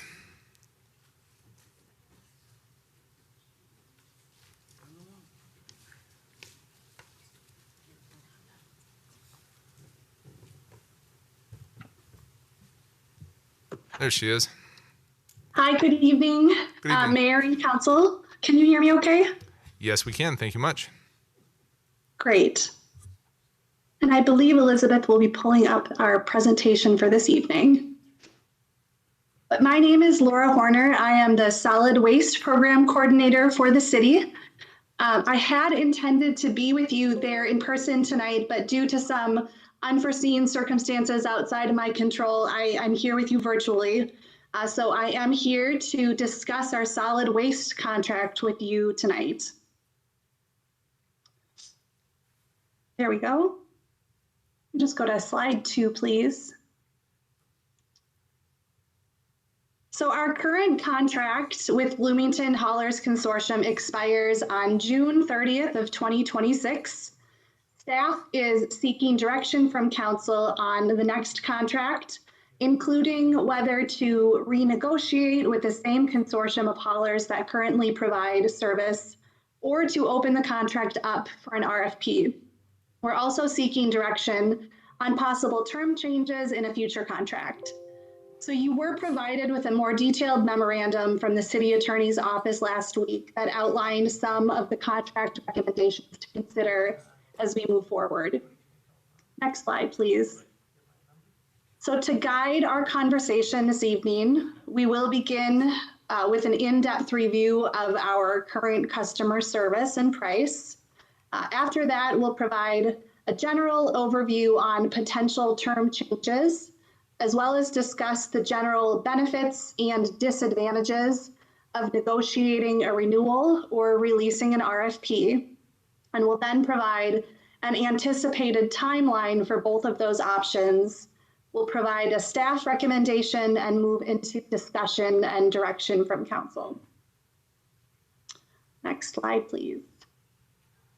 So as a bit of background, the city began organized collection in December of 2015 through a negotiated agreement with the licensed haulers that were operating in Bloomington at that time, who then formed the Bloomington Haulers Consortium. That agreement was renewed in 2019 with several changes to our contract terms at that time. Over the life of the contract, smaller haulers in our consortium have chosen to sell their routes or whole companies to other consortium members. And our consortium is currently made up of 3 haulers, Republic Services, who services 54% of the city, Waste Management with 36%, and Aspen with 10%. And as council is aware, the services provided under our contract include a weekly garbage service. We have 3 garbage cart sizes, the small 30-gallon cart, a medium 60-gallon, and the larger 90-gallon cart. We also have, our contract includes a rate for every other week small garbage cart service. We currently do not have that service turned on with the haulers. Based on direction we received from council earlier this year as part of our solid waste rate study, we do intend on turning on that every other week garbage service in 2026. Our contract provides single sort recycling, which is serviced every other week. Our contract does include an option for weekly recycling service that, again, we currently do not have turned on. We have organics recycling service. This began in June of 2022. Organics is serviced weekly, and residents sign up to receive their organics cart. We have a yard waste service. This is a subscription service provided seasonally for weekly pickup from mid-April through November. It includes the yard waste cart and the opportunity to set out up to 20 bags of yard waste each week during yard waste season. We have on-call bulky item pickups for residents to schedule for a fee. And lastly, the haulers provide every other week curbside cleanup. This is an opportunity for households to set out bulky items for garbage collection, as well as appliances and brush for recycling one Saturday in the spring every other year. And council will recall that we made significant changes to our bulky item program in 2022 moving to that every other year service. We also added in the new monthly bulky item pickup for reuse and recycling provided by the local nonprofit Better Futures, as well as the fall recycling cleanup day provided to all residents. So just to kind of ground service, these are the current, or to ground council, these are the current services within our solid waste contract. And next we'll move on to a review of our service. And we have several different data points that we can share with council to do so, including staff feedback, missed collection reports, the review of liquidated damages assessed, and review of resident feedback from surveys, as well as a rate review when compared to other Twin Cities metro communities. And we'll begin with the utility billing feedback. So staff met with utility billing earlier this summer to receive feedback on how service has been with the haulers. The utility billing customer service team is really our frontline staff who handle the majority of customer calls about garbage service. So they regularly hear from residents and communicate with each hauler's customer service team. In that meeting, utility billing shared that the service of haulers has improved since our program began in 2015. They noted that in particular with our last contract extension in 2019, they've seen improvements in the reduction of overall misses, as well as a significant reduction in instances when a missed pickup wasn't collected on time from the haulers. So when they receive that missed pickup report, they need to service that missed pickup the same day if it's received by noon, or within 24 hours if it's received after noon. So we saw a dramatic decrease in those instances in this last contract renewal. They also noted that hauler technology has improved, and this has positively impacted the service and communications with haulers. Two of the haulers now have on-truck cameras and GPS that they can use to help verify when homes were collected. So when we receive those reports, we can look to actual on-truck cameras to make sure that they were serviced. This provides better communication with the haulers and better information for residents as well. And lastly, related to staff feedback, the program administrators, we do meet regularly with our hauler representatives through monthly meetings and regular email communications. These consistently do help clear up issues that as they occur throughout the months, and they help us to plan for our services throughout the year. Next, we can look at missed collections in Bloomington. So this slide shows a review of the reported missed collections from residents since 2021. All reported missed collections generate a work order in our customer service and billing software, Cogsdale. So we can run reports of the number of those incidents as they occur.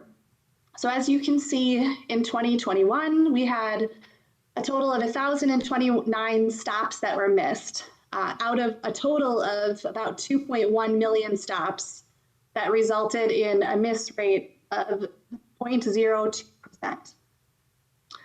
In 2022, that total number of misses did increase. It still remains relatively low. The increase is very likely correlated to a number of factors, including the introduction of our organics recycling service, which occurred that year in June. That year, the haulers were also really impacted by CDL driver shortages, so we saw some widespread misses during that time. And lastly, during that year, two of our smaller haulers sold their routes to one of the larger haulers, and this sort of impacted some routes and routing transitions occurred during that year. Overall, our miss rate did stay relatively low at 0.12%. The miss rate in 2023 was 0.07, and we are on track in 2024 with a very low miss rate this first half of the year, which is consistent to the first half of the year in 2021. So overall, the hauler service related to missed pickups, they do service the vast majority of residents on time. That said, we know that each miss is an inconvenience to residents. It's a real pain point for residents in our community. It also results in several calls and emails to city staff and council members when these misses occur, so we do continue to work with haulers to resolve the issues. However, that being said, these misses are not out of the ordinary for solid waste services for some relatively low number of misses. The next item we can look at is the liquidated damages that we've assessed. So as you can see here, in 2022, this is the year the haulers experienced larger issues related to staffing. Our liquidated damages were the highest that we've seen.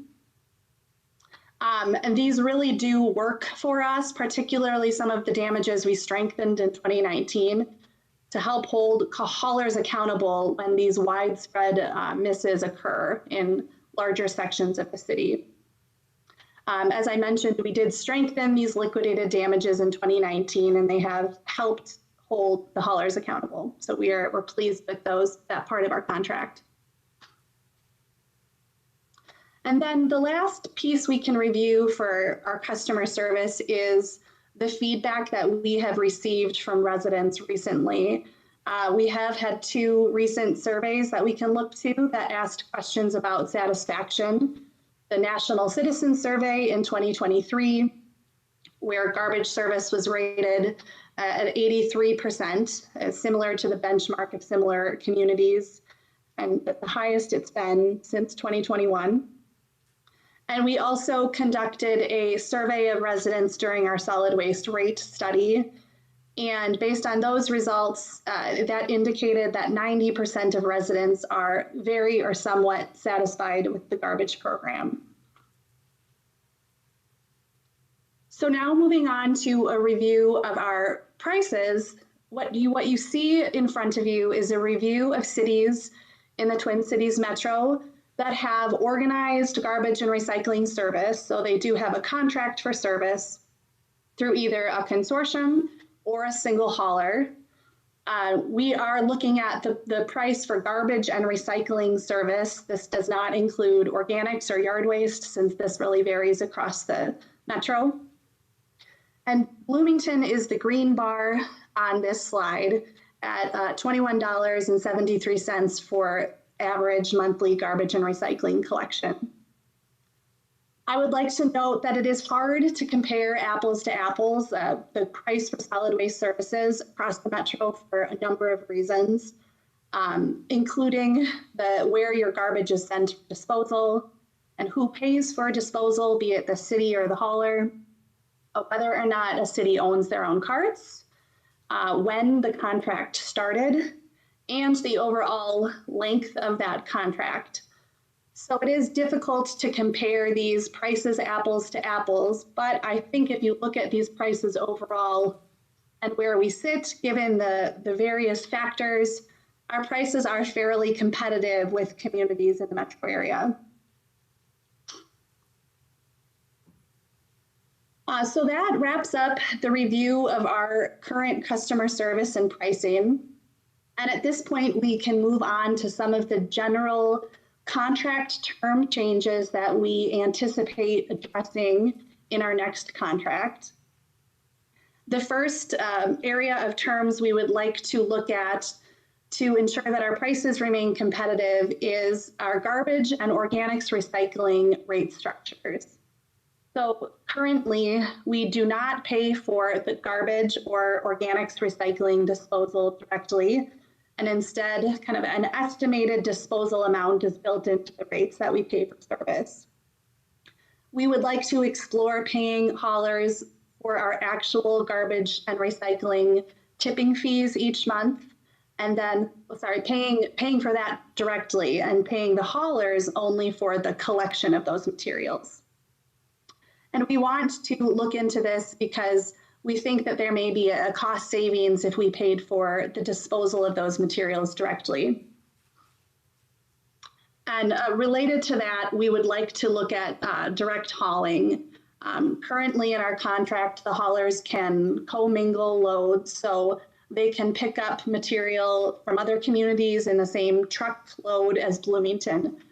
However, we would like to require they only collect Bloomington's loads before they tip, and this would be necessary if we were to move to that, to those changes for paying for garbage and organics directly. We also think this will ensure that we get accurate reporting from the haulers related to tonnages collected in our contract. So the next area that I want to point out is any changes to the services that I mentioned we have in our contract with the haulers. As I mentioned previously, we would like to turn on that every other week garbage service. We do have a rate in our contract, so that wouldn't be an actual contract change, but that's something we would like to turn on in the future. We also would recommend keeping the remaining services, as I mentioned previously, as is. We are not anticipating any changes needed in the services offered. And this last section that I'll address tonight is related to extended producer responsibility for packaging. So this session, legislative session, Minnesota became the 5th state to establish an extended producer responsibility program for packaging. It's called the Packaging Cost and Waste Reduction Act. I'm not going to go into too much detail on this legislation tonight. We want to make a council aware of the new legislation and that we will likely need to add in some language to our contract to ensure the haulers are abiding by this new legislation. Basically, this law, it extends the producers of packaging's financial responsibility for that packaging. So they would be paying fees into an organization based on the amount of packaging that they sell in Minnesota. And then those fees collected will fund a number of things, one of them being reimbursements for recycling service providers. So Bloomington is a service provider. So beginning in 2025, we will be reimbursed for 50% of our recycling costs, and that will increase to 90% by 2031. So we'll see a significant cost savings for residents with this legislation. The MPCA will develop a universal acceptability recyclables list. So this will help with some confusion related to what's recyclable. And lastly, all of the packaging sold in Minnesota per this legislation must be either reusable, recyclable, or compostable by January 1st of 2032. So this will bring some great changes to recycling in Minnesota. I wanted to mention this to council this evening because it's some new exciting legislation, and also we'll likely look at making some changes to our contract language to make sure haulers are complying with this legislation. So last, in summary, we anticipate looking at contract changes in the areas that I discussed with you this evening that are listed here. The council did receive a memo that explained these terms in further detail. So tonight we will be seeking council's direction on how to proceed forward with addressing these changes in our next contract. I want to share briefly as well in terms of seeking to negotiate a contract renewal or move to an RFP. It'll be helpful to talk about some of the general benefits and disadvantages that can be considered in either option. So in a contract renewal, some of the advantages generally are, allowing for more continuity for residents. There won't be any hauler changes or changes in time of day or part of service. We will have more certainty related to the contract provisions that we know are in place in our current price. And we won't have any extra implementation costs with the new hauler. Currently, we do have a competitive price within our contract, as I mentioned previously. Some of the disadvantages include that we may achieve a lower price if we go to an RFP, although this is not guaranteed, and we might be able to get some service agreements in an RFP that we may not be able to achieve through negotiation. And there is the need to continue working with multiple independent haulers as we do now rather than a single hauler. And then when looking at the RFP process, some of the benefits might be potentially achieving a more competitive price than a contract renewal. Again, this isn't guaranteed. The service-related issues we can dictate by bid requirements clearly in an RFP, and we may have the ease of potentially working with a single respondent instead of a consortium. Some of the disadvantages would be, as mentioned, less continuity for residents with hauler switches, cart switches, and maybe day and route changes. We don't have any certainty on service costs. We also don't have any guarantee of responses to our RFP. We would have those implementation costs with routing with a new hauler that we would need to pay. And it's a time-consuming process to develop the RFP and receive responses. So this may be helpful as we move into discussion related to the next steps here. I would say staff would, after this review, where we highlighted the current service that we receive, relatively good service from the consortium, relatively competitive prices when compared to the Metro, and generally having our service be well received by residents. Staff would recommend beginning with negotiations with the consortium.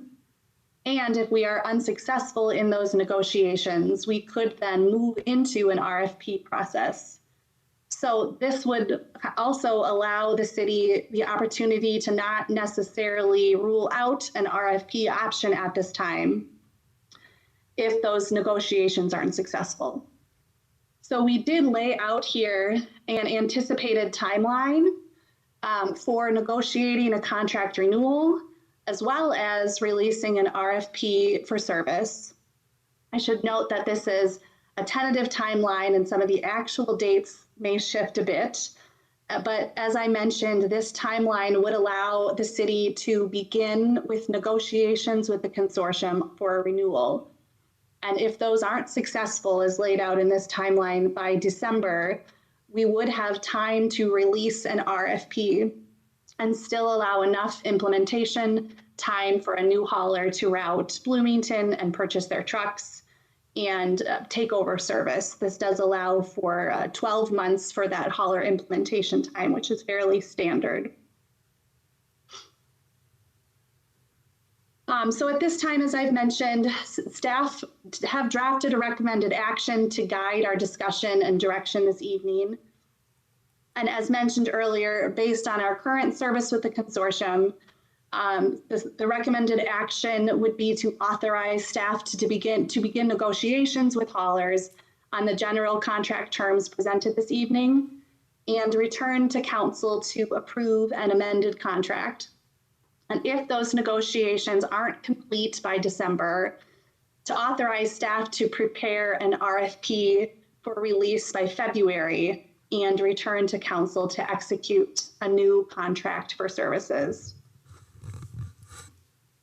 This is the recommended action laid out that can help guide discussion this evening and direction from council related to the contract option and kind of generally how comfortable council is with the general contract terms that were presented this evening. So thanks for your time this evening to share more information about our solid waste contract, and I'm open for any questions or discussion. Thank you, Ms. Horner.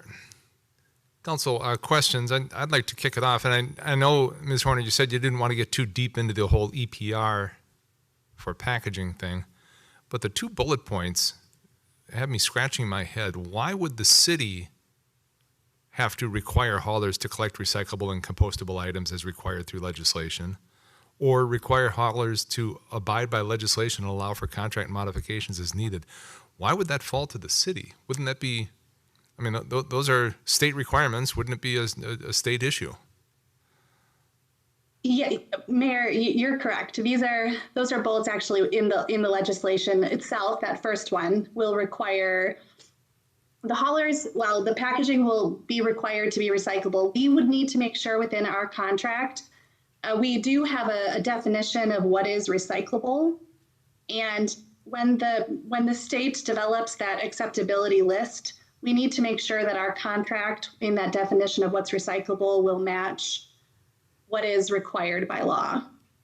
So there might be some minor changes there, but the onus will really be on the haulers and the producers with this legislation. We just want to make sure that we are kind of covering our bases in case we need to make any changes in our contract related to the legislation. Got it. Thank you for that clarification. I appreciate that.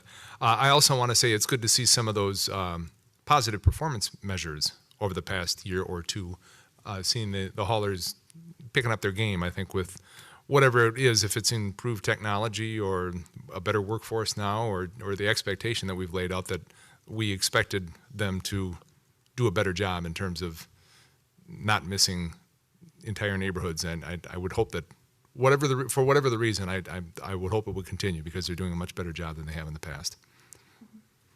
Council questions here? Councilmember Mua. Thank you, Mayor. My only question is with the RFP process. Would that be for a single hauler or another consortium? Mayor, Councilmember Mua, typically in the RFP process for solid waste services, it is often released as allowing joint bids from multiple haulers or single hauler bids. So this would not stop the consortiums, stop their ability to bid on an RFP. However, we would anticipate if we went that route, we can't know for sure. However, in St. Paul, when this happened recently, the consortium that was in place did not bid as a consortium on the contract. Instead, haulers within the consortium bid individually. Just to follow up to that, when it comes to single haulers, if that's what happened, right? If we went to RFP process and the consortium decided they were just going to bid individually, if we were an individual hauler community, does that reduce any work on city staff? For example, the customer service piece of it. If we have one hauler, can their customer service handle the issues that come up where they're missed versus having to route through the city? So in terms of if it reduces staff time to work with, one hauler versus three, I would say yes. We pay invoices to each individual hauler, and we work with the customer service teams and representatives for 3 individual haulers. So that would really help the load on staff in terms of who we communicate to. I think utility billing's recommendation would be that the city still remain involved in kind of being that front line for service, regardless if it's with three haulers we're working with or one, because it allows us to have a much better handle on how service is going. We don't need to just rely on the reports from the haulers monthly on those missed collections. We know from the get-go what residents are concerned about and what those issues are. So I think that the city has seen some big advantages in being involved in the customer service side of things, but it would reduce the time regarding communicating with 3 haulers versus 1 in those issues. Thank you. Council, additional comments or questions? Councilmember D'Alessandro. I'd like to have a little bit more of a discussion on the contract consideration terms piece around rate structure and direct haul requirement, because I know you're asking for some feedback on that too.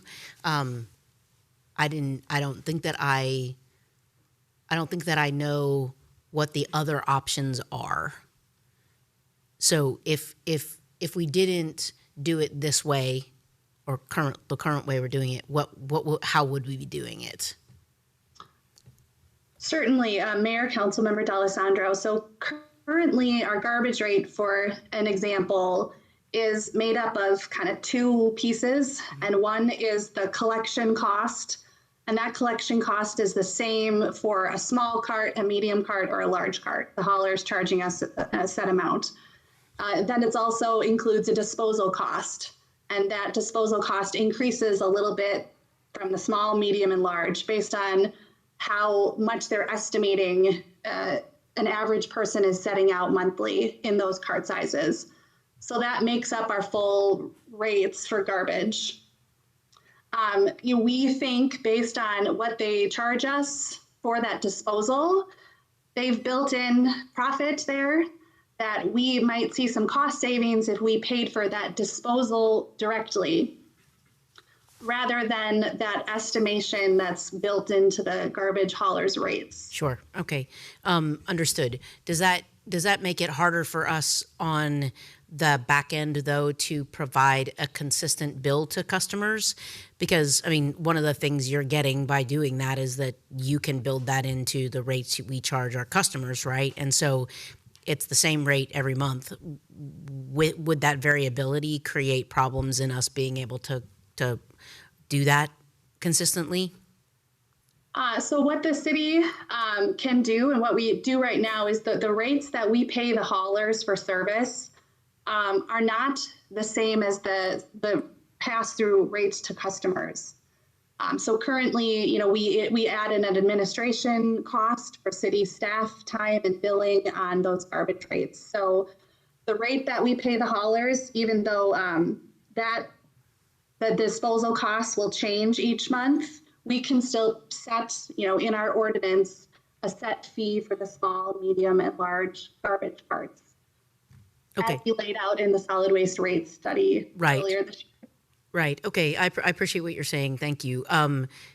Does that does not concern you that the variability on that disposal, should we go direct, that variability would be a cause for concern in terms of our ability to set a rate that's correct for the full year and not have to come back and redo it 6 months later because that variability was too high?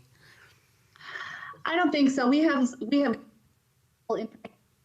percentages, so we can certainly work with finance to make sure that our rates are generating enough revenue based on the anticipated disposal tons each year. Right. Which is, there is some variability each year, particularly as we work towards more waste reduction, but it generally isn't, jumping enough that it would really have a cause for concern in paying for that directly. There are several communities in the metro that do this already that we can also look to for best practices. Okay.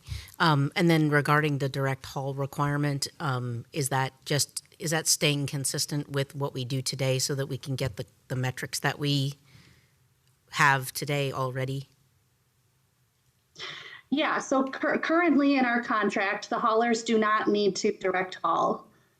They can commingle, meaning they can pick up Bloomington's residential garbage and then go to Richfield and put Richfield's residential garbage in the truck as well, and then go to Herc and dump the load. Mm-hmm. So what we would require is that they only pick up our residential material and then go dump that load, so we can know specifically and have the weight slips to verify the amount disposed, because we will be paying for that directly. Okay. And also, right now, there is some estimation in the tonnages report that haulers report to us. So this would also allow us a little bit more accurate information related to the amount of waste generated and help us really get a better handle on our diversion in Bloomington. Okay, thank you. Appreciate it.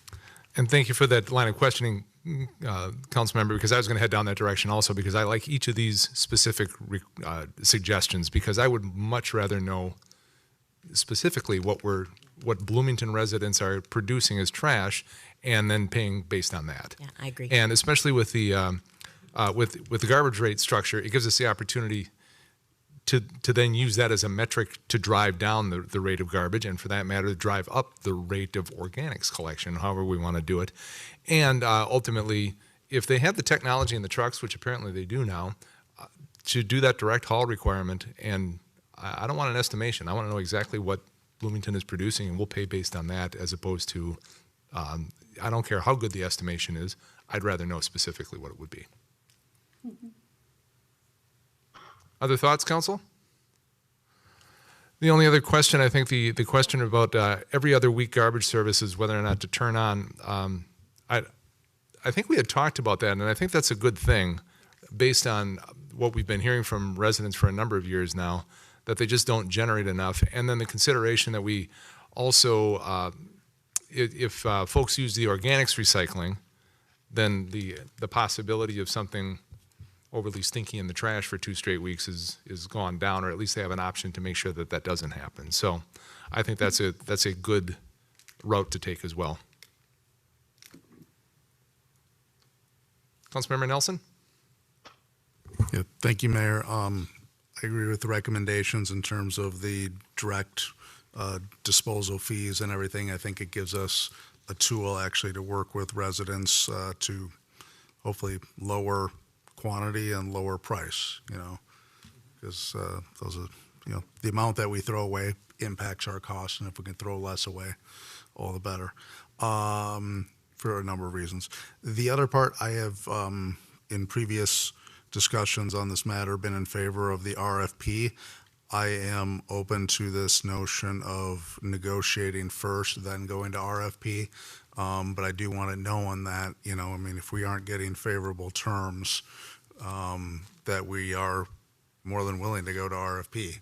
And I do kind of find it surprising that the consortium wouldn't just, go into an RFP because of their cost advantage of not having to reallocate bins and all of that. They seem like they'd have a heads up on everybody if they stuck with their own consortium, but apparently that's not what they chose to do in St. Paul. But regardless, I think it makes sense to negotiate first, see where we get with that caveat. And I know the last time we looked at this situation was extraordinarily disadvantageous to the city. And so hopefully a more advantageous situation right now, we can continue to do good work for our residents and get a very fair deal for people. Mm-hmm. Thank you, Councilmember, and agree completely. Yes, I think we go into negotiations in good faith, but if we're not making progress, then we'll have that option of an RFP in our back pocket. Councilmember Rivas and Councilmember Mua. Councilmember Rivas. Just to add a little more to that, as I was reading this, there was a mention of the possible relinquishing of the customer service part of it, since it requires a lot of staff hours to take care of it. But it was also mentioned in the discussion tonight that that the city will remain involved in it to a lot lesser extent, I believe, right? So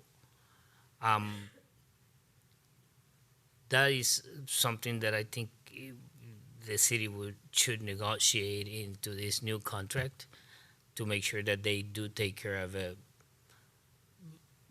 planning of the routes are already planned. I guess there's no more work to be done there, but the city should relinquish a lot of that customer service to the haulers, so that it's minimum involvement. But I do believe that, as mentioned, the city's involvement is a great tool for the residents to have access to that still, so that any issues can be addressed immediately, rather than just having the haulers deal with it. That's it. Yep, agreed, Councilmember. Thank you. Councilmember Mua and then Councilmember D'Alessandro. Councilmember Mua. Thank you, Mayor. And I'm not sure if I missed this. How long is this next contract renewal for? What's the length of it? And then would we build in another renewal option like we did with the previous one? Council Mayor and council member. So I think the suggested term length would be an additional 5 years. And I think leaving in kind of the standard language that allows for an option for renewal. I think legal might have, could potentially provide additional guidance related to the term length and times contracts can be renewed.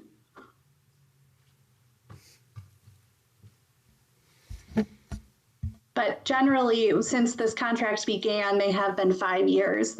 In 2019, we had a 5.5 year renewal, and we did the 5.5 years. So in the event that we did change haulers, any cart swapping would occur in the summer rather than the winter, as that would make any transition a lot smoother. Okay. Councilmember D'Alessandro. Thank you, Mr. Mayor. I think these are all good suggestions. I think, I always worry a little bit when consortiums go from 5 to 3 because of acquisition, and we end up in, I don't know what's going to happen over the next 5 years. It doesn't feel, I know consortiums are technically 2 or more, but it doesn't feel like much of a consortium at the moment in that regard. All that having been said, negotiating with them seems like we can get some decent terms. I do like the rate structures we've already discussed and everything, and I think it's good for our customers. I'm a little bit of a different opinion than maybe some other council members regarding our involvement as a city in the customer service aspect. We are charging our residents on a Bloomington paper. We are charging them as the City of Bloomington's utility department, and I think we have to be the first call person to handle questions on our bill. That's just like how it's done, generally speaking. I know that Nitty picks up my garbage, or Republic picks up my garbage, but I don't have a relationship with Republic as a resident, right? So I'm going to call the person that's billing me who has the relationship with me for that. So I would advise against trying to outsource. I mean, not outsource in the sense of like, have contractors do it. If we wanted to say, hey, we could save money by having an outsourced customer service department, that's fine. They still should answer the phone. City of Bloomington, in my opinion, is where I'm going with that. Thank you. Yes, and Mayor, Councilmember D'Alessandro, I'm not sure where the confusion came from, but we are not suggesting relinquishing the customer service to the haulers.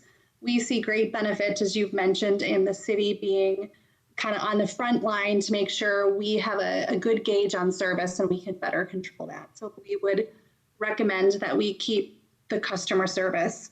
In our contract, the residents can call the hauler or the city directly, but all of our kind of advertisements and communications to residents are to call the city for customer service issues. Councilmember Nelson. Thanks, Mayor. Just trying to keep us here tonight for. You don't need to. That's fine. The only thing I would say, and on balance, I think it makes sense for us to maintain the service inside the city staff. But I would note that I pay Xcel Energy and I pay somebody for gas. I forget who. Centerpoint. Yeah, just auto payment there. So, but there is a way that can be done, but I don't think you can separate them to Councilmember D'Alessandro's. If the bill comes from us, we're responsible. Mm-hmm. And I don't think we can absolutely separate them. And I think knowing what the costs are and things like that, I think it's a reasonable amount. And like I said, on the balance, I think right now I would still lean towards keeping it in-house, but there is another model if we ever wanted to look at that that isn't completely revolutionary. So, Councilmember Rivas. As long as we get a discount from them, for doing all the customer service work, I guess. I mean, we could get a break from them as a city. Why not? It's all the game of negotiation, isn't it? It is.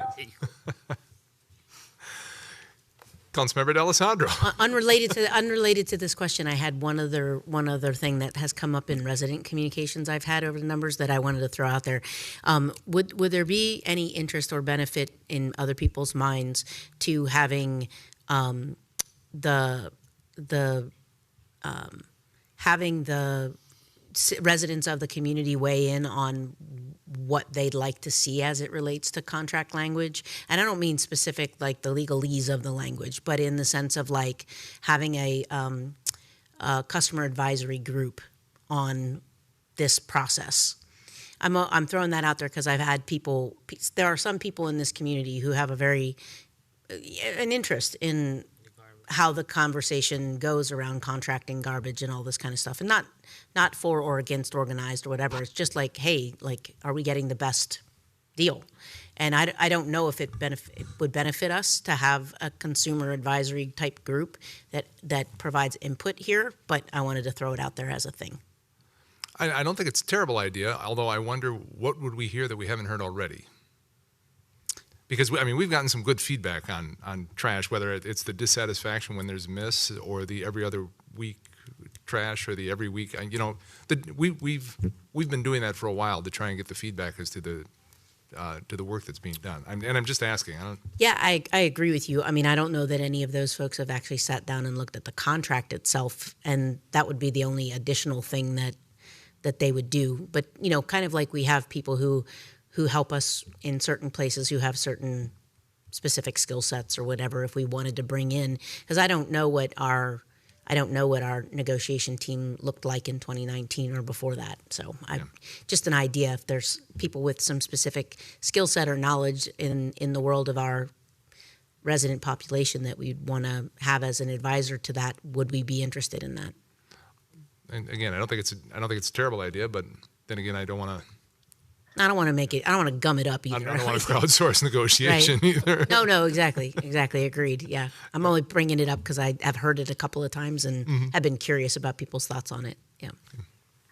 If I could add a staff perspective, I think as you mentioned, I think typically the city wouldn't engage the public in the nuances of contract terms, more so related to the services that are offered, which we have done in some surveys. We did do the recent survey in 2024 of our solid waste services. So I do think that we have a fairly good pulse on what residents would like to see in terms of services or services that they don't want, that we're kind of required, obligated to provide by law. If we were to have an advisory group or go down that road, I would advise that would take a significant amount of time. I think it would really require some significant education to this resident group related to our contract, background on our service, so they could be giving good perspective on possible changes to the contract. We do have a timeline that was laid out. If we went that route, I don't think we would have both of those options available to us to negotiate and do the RFP. So that's something to consider.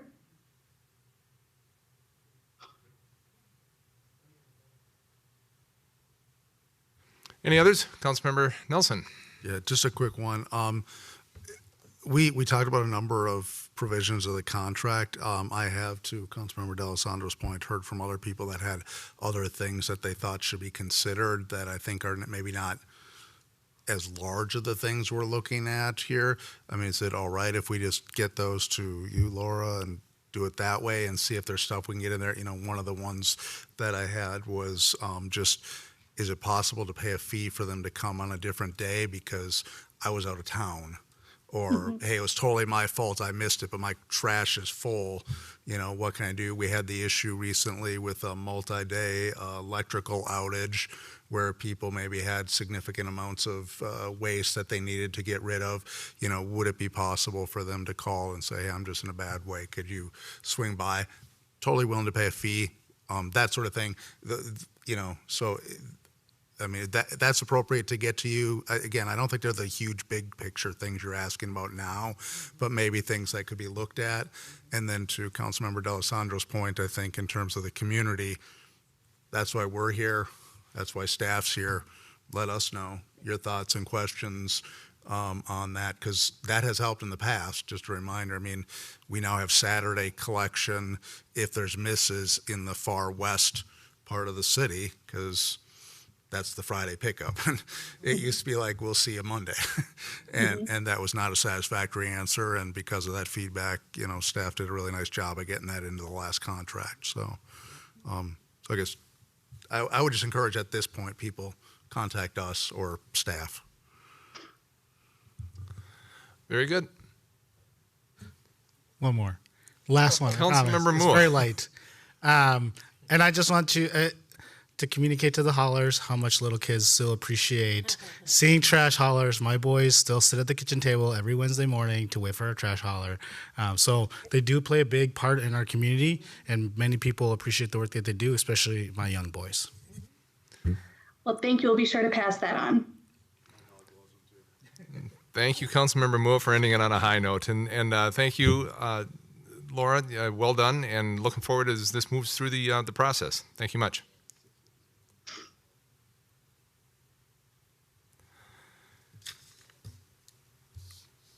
I guess one point, is there any recommended action that Oh, that's right. We do need the recommended action. Thank you for. Thank you for the reminder. Thank you. Council, on item 5.2, it's on your motion sheet. Councilmember Mua.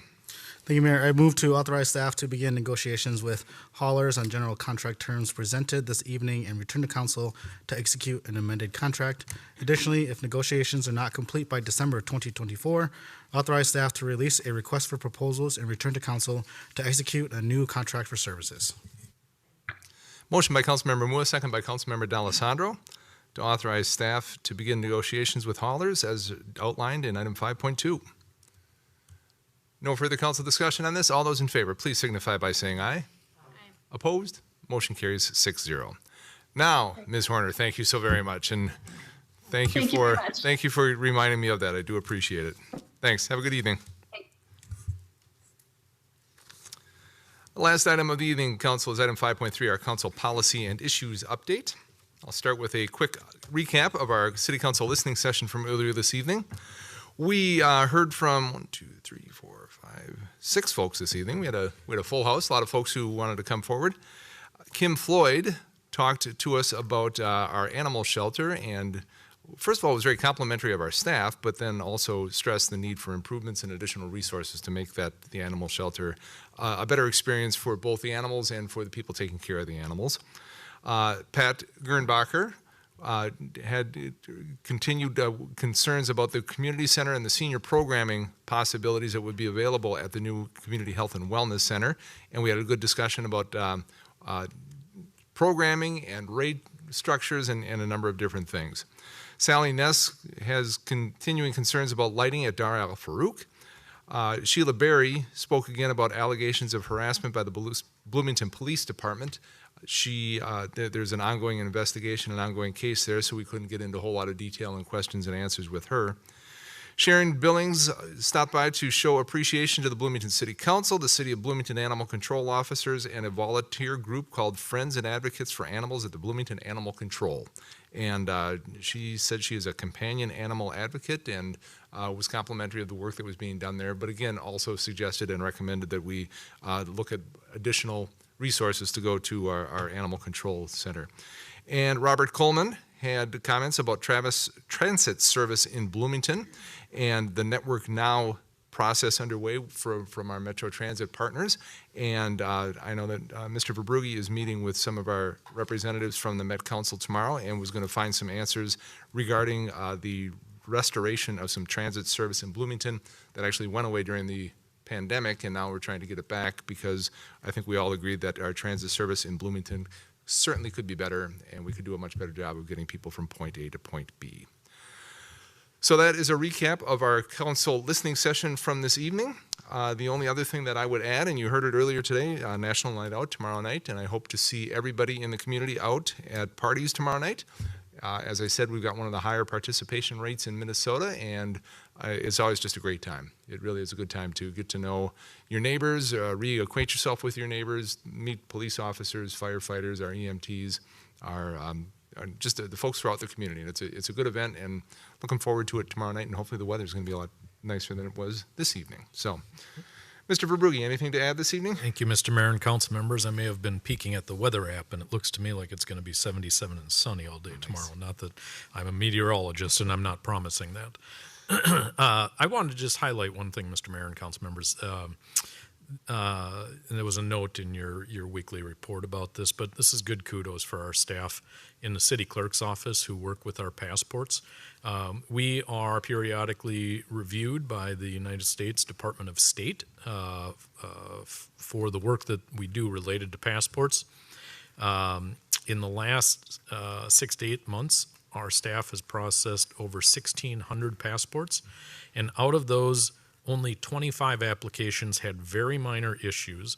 The inspector said the top cities have an error rate of 6%. Our error rate in Bloomington was a quarter of that. It was only 1.5%. which he had indicated to us, the inspector did to our team, that he was very impressed with our folks. And so I raise this for two reasons. One is to give kudos to our staff, that they're exceptionally good at what they do. And two, it's to remind people that we have passport services here at the city of Bloomington. And so it is very easy to get an appointment and to come in, and our staff processes them quickly and very accurately. And the fees that go along with it come back to the city of Bloomington. So rather than go somewhere else with that business, keeping it local is always great. So that's it. Thank you, Mr. Verbrugge. Council, any questions of Mr. Verbrugge on that? Councilmember Nelson? What's the turnaround time by the federal government on a passport now? Mr. Mayor and council members, I haven't seen, most recently, earlier this year, it was pushing out to 11 or 12 weeks. If I may, I got mine. Councilmember Rivas. I got mine in 4 weeks, and I processed it here in the city of Bloomington. And was that a renewal or is that a? Renewal, Okay, yeah. so I think for the new passports is the longer time period. Good to know. Councilmember Carter? Oh, any other questions regarding passports? If not, moving on, Councilmember Carter. Thank you, Mayor. So I wanted to bring up the issue of the fiber optics contractors and subcontractors in Bloomington.